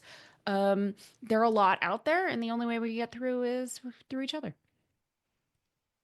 Yeah, absolutely. Great point. Hello, everybody. I'm Jay, and I played Brutus. You can find me at Transplantation on Instagram and at JAfrica, pretty much everywhere else in the socials.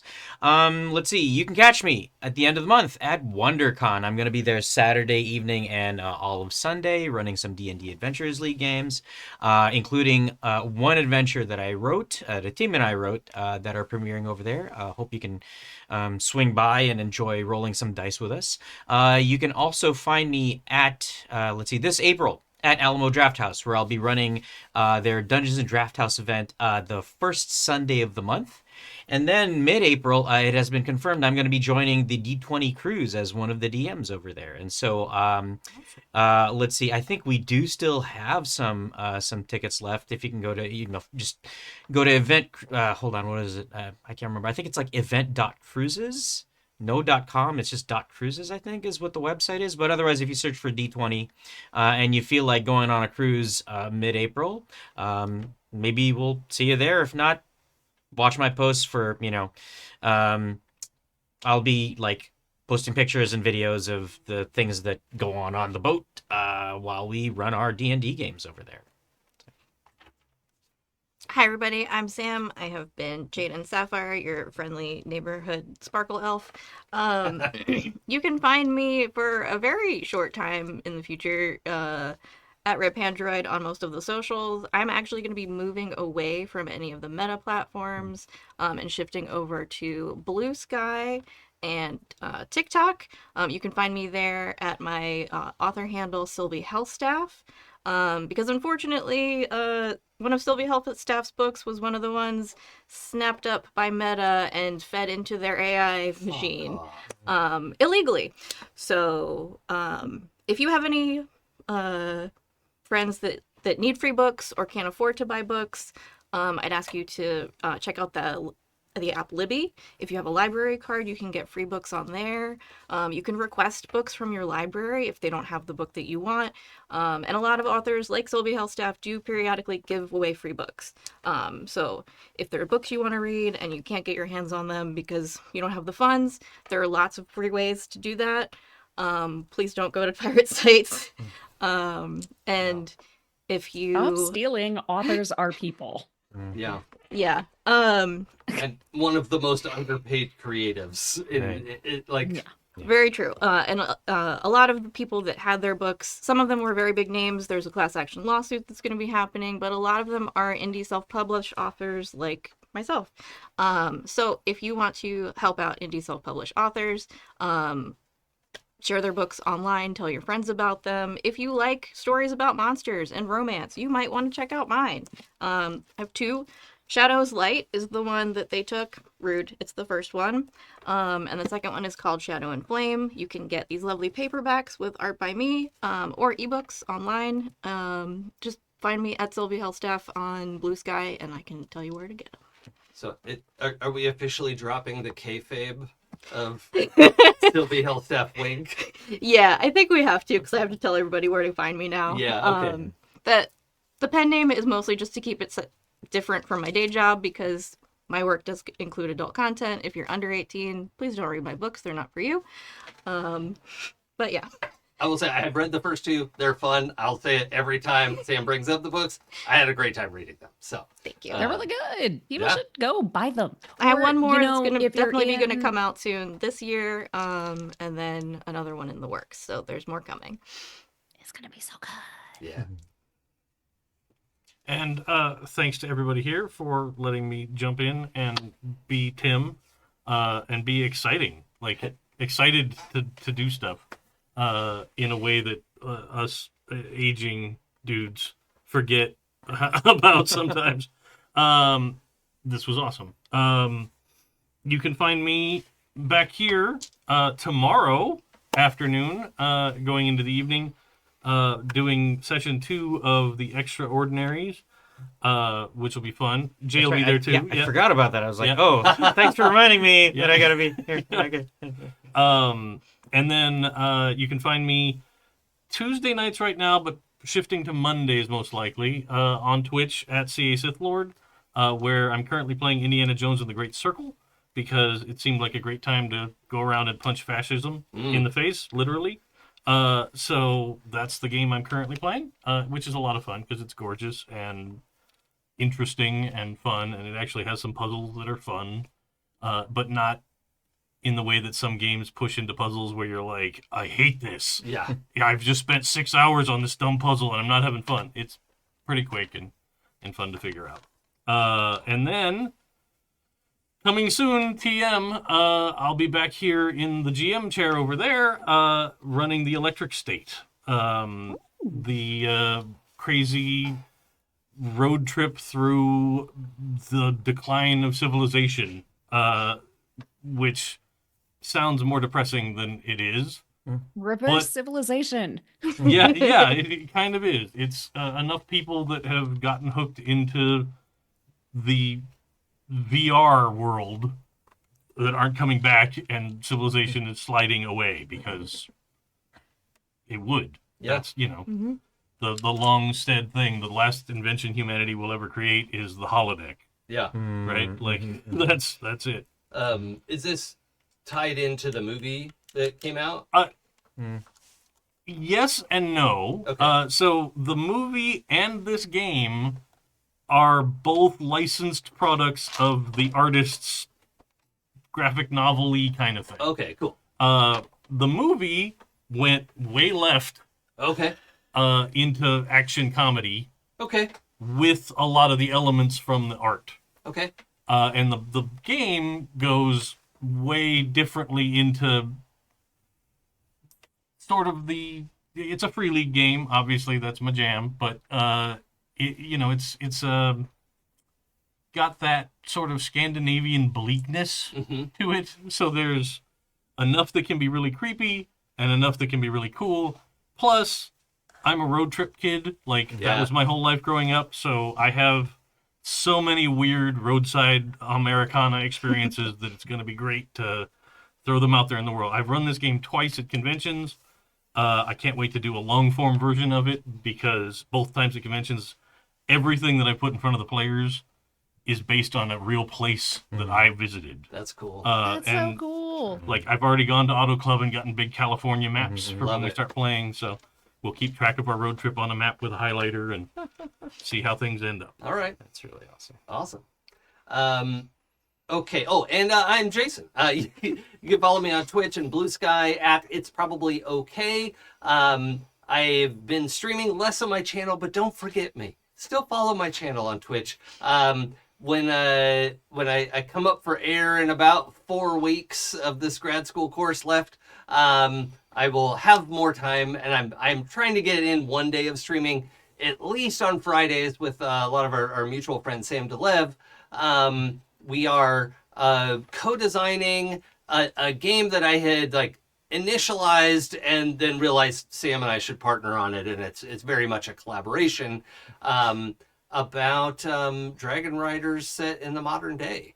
We ironed out that the game is dragons started to pop up around the Industrial Revolution, and then that is the seed for billionaires hoarding cash. So people who were bonded with the dragon managed to gather and hoard wealth And that kept happening. If you could imagine a world where that sort of thing happens, just like in an unchecked way, and have unprecedented power and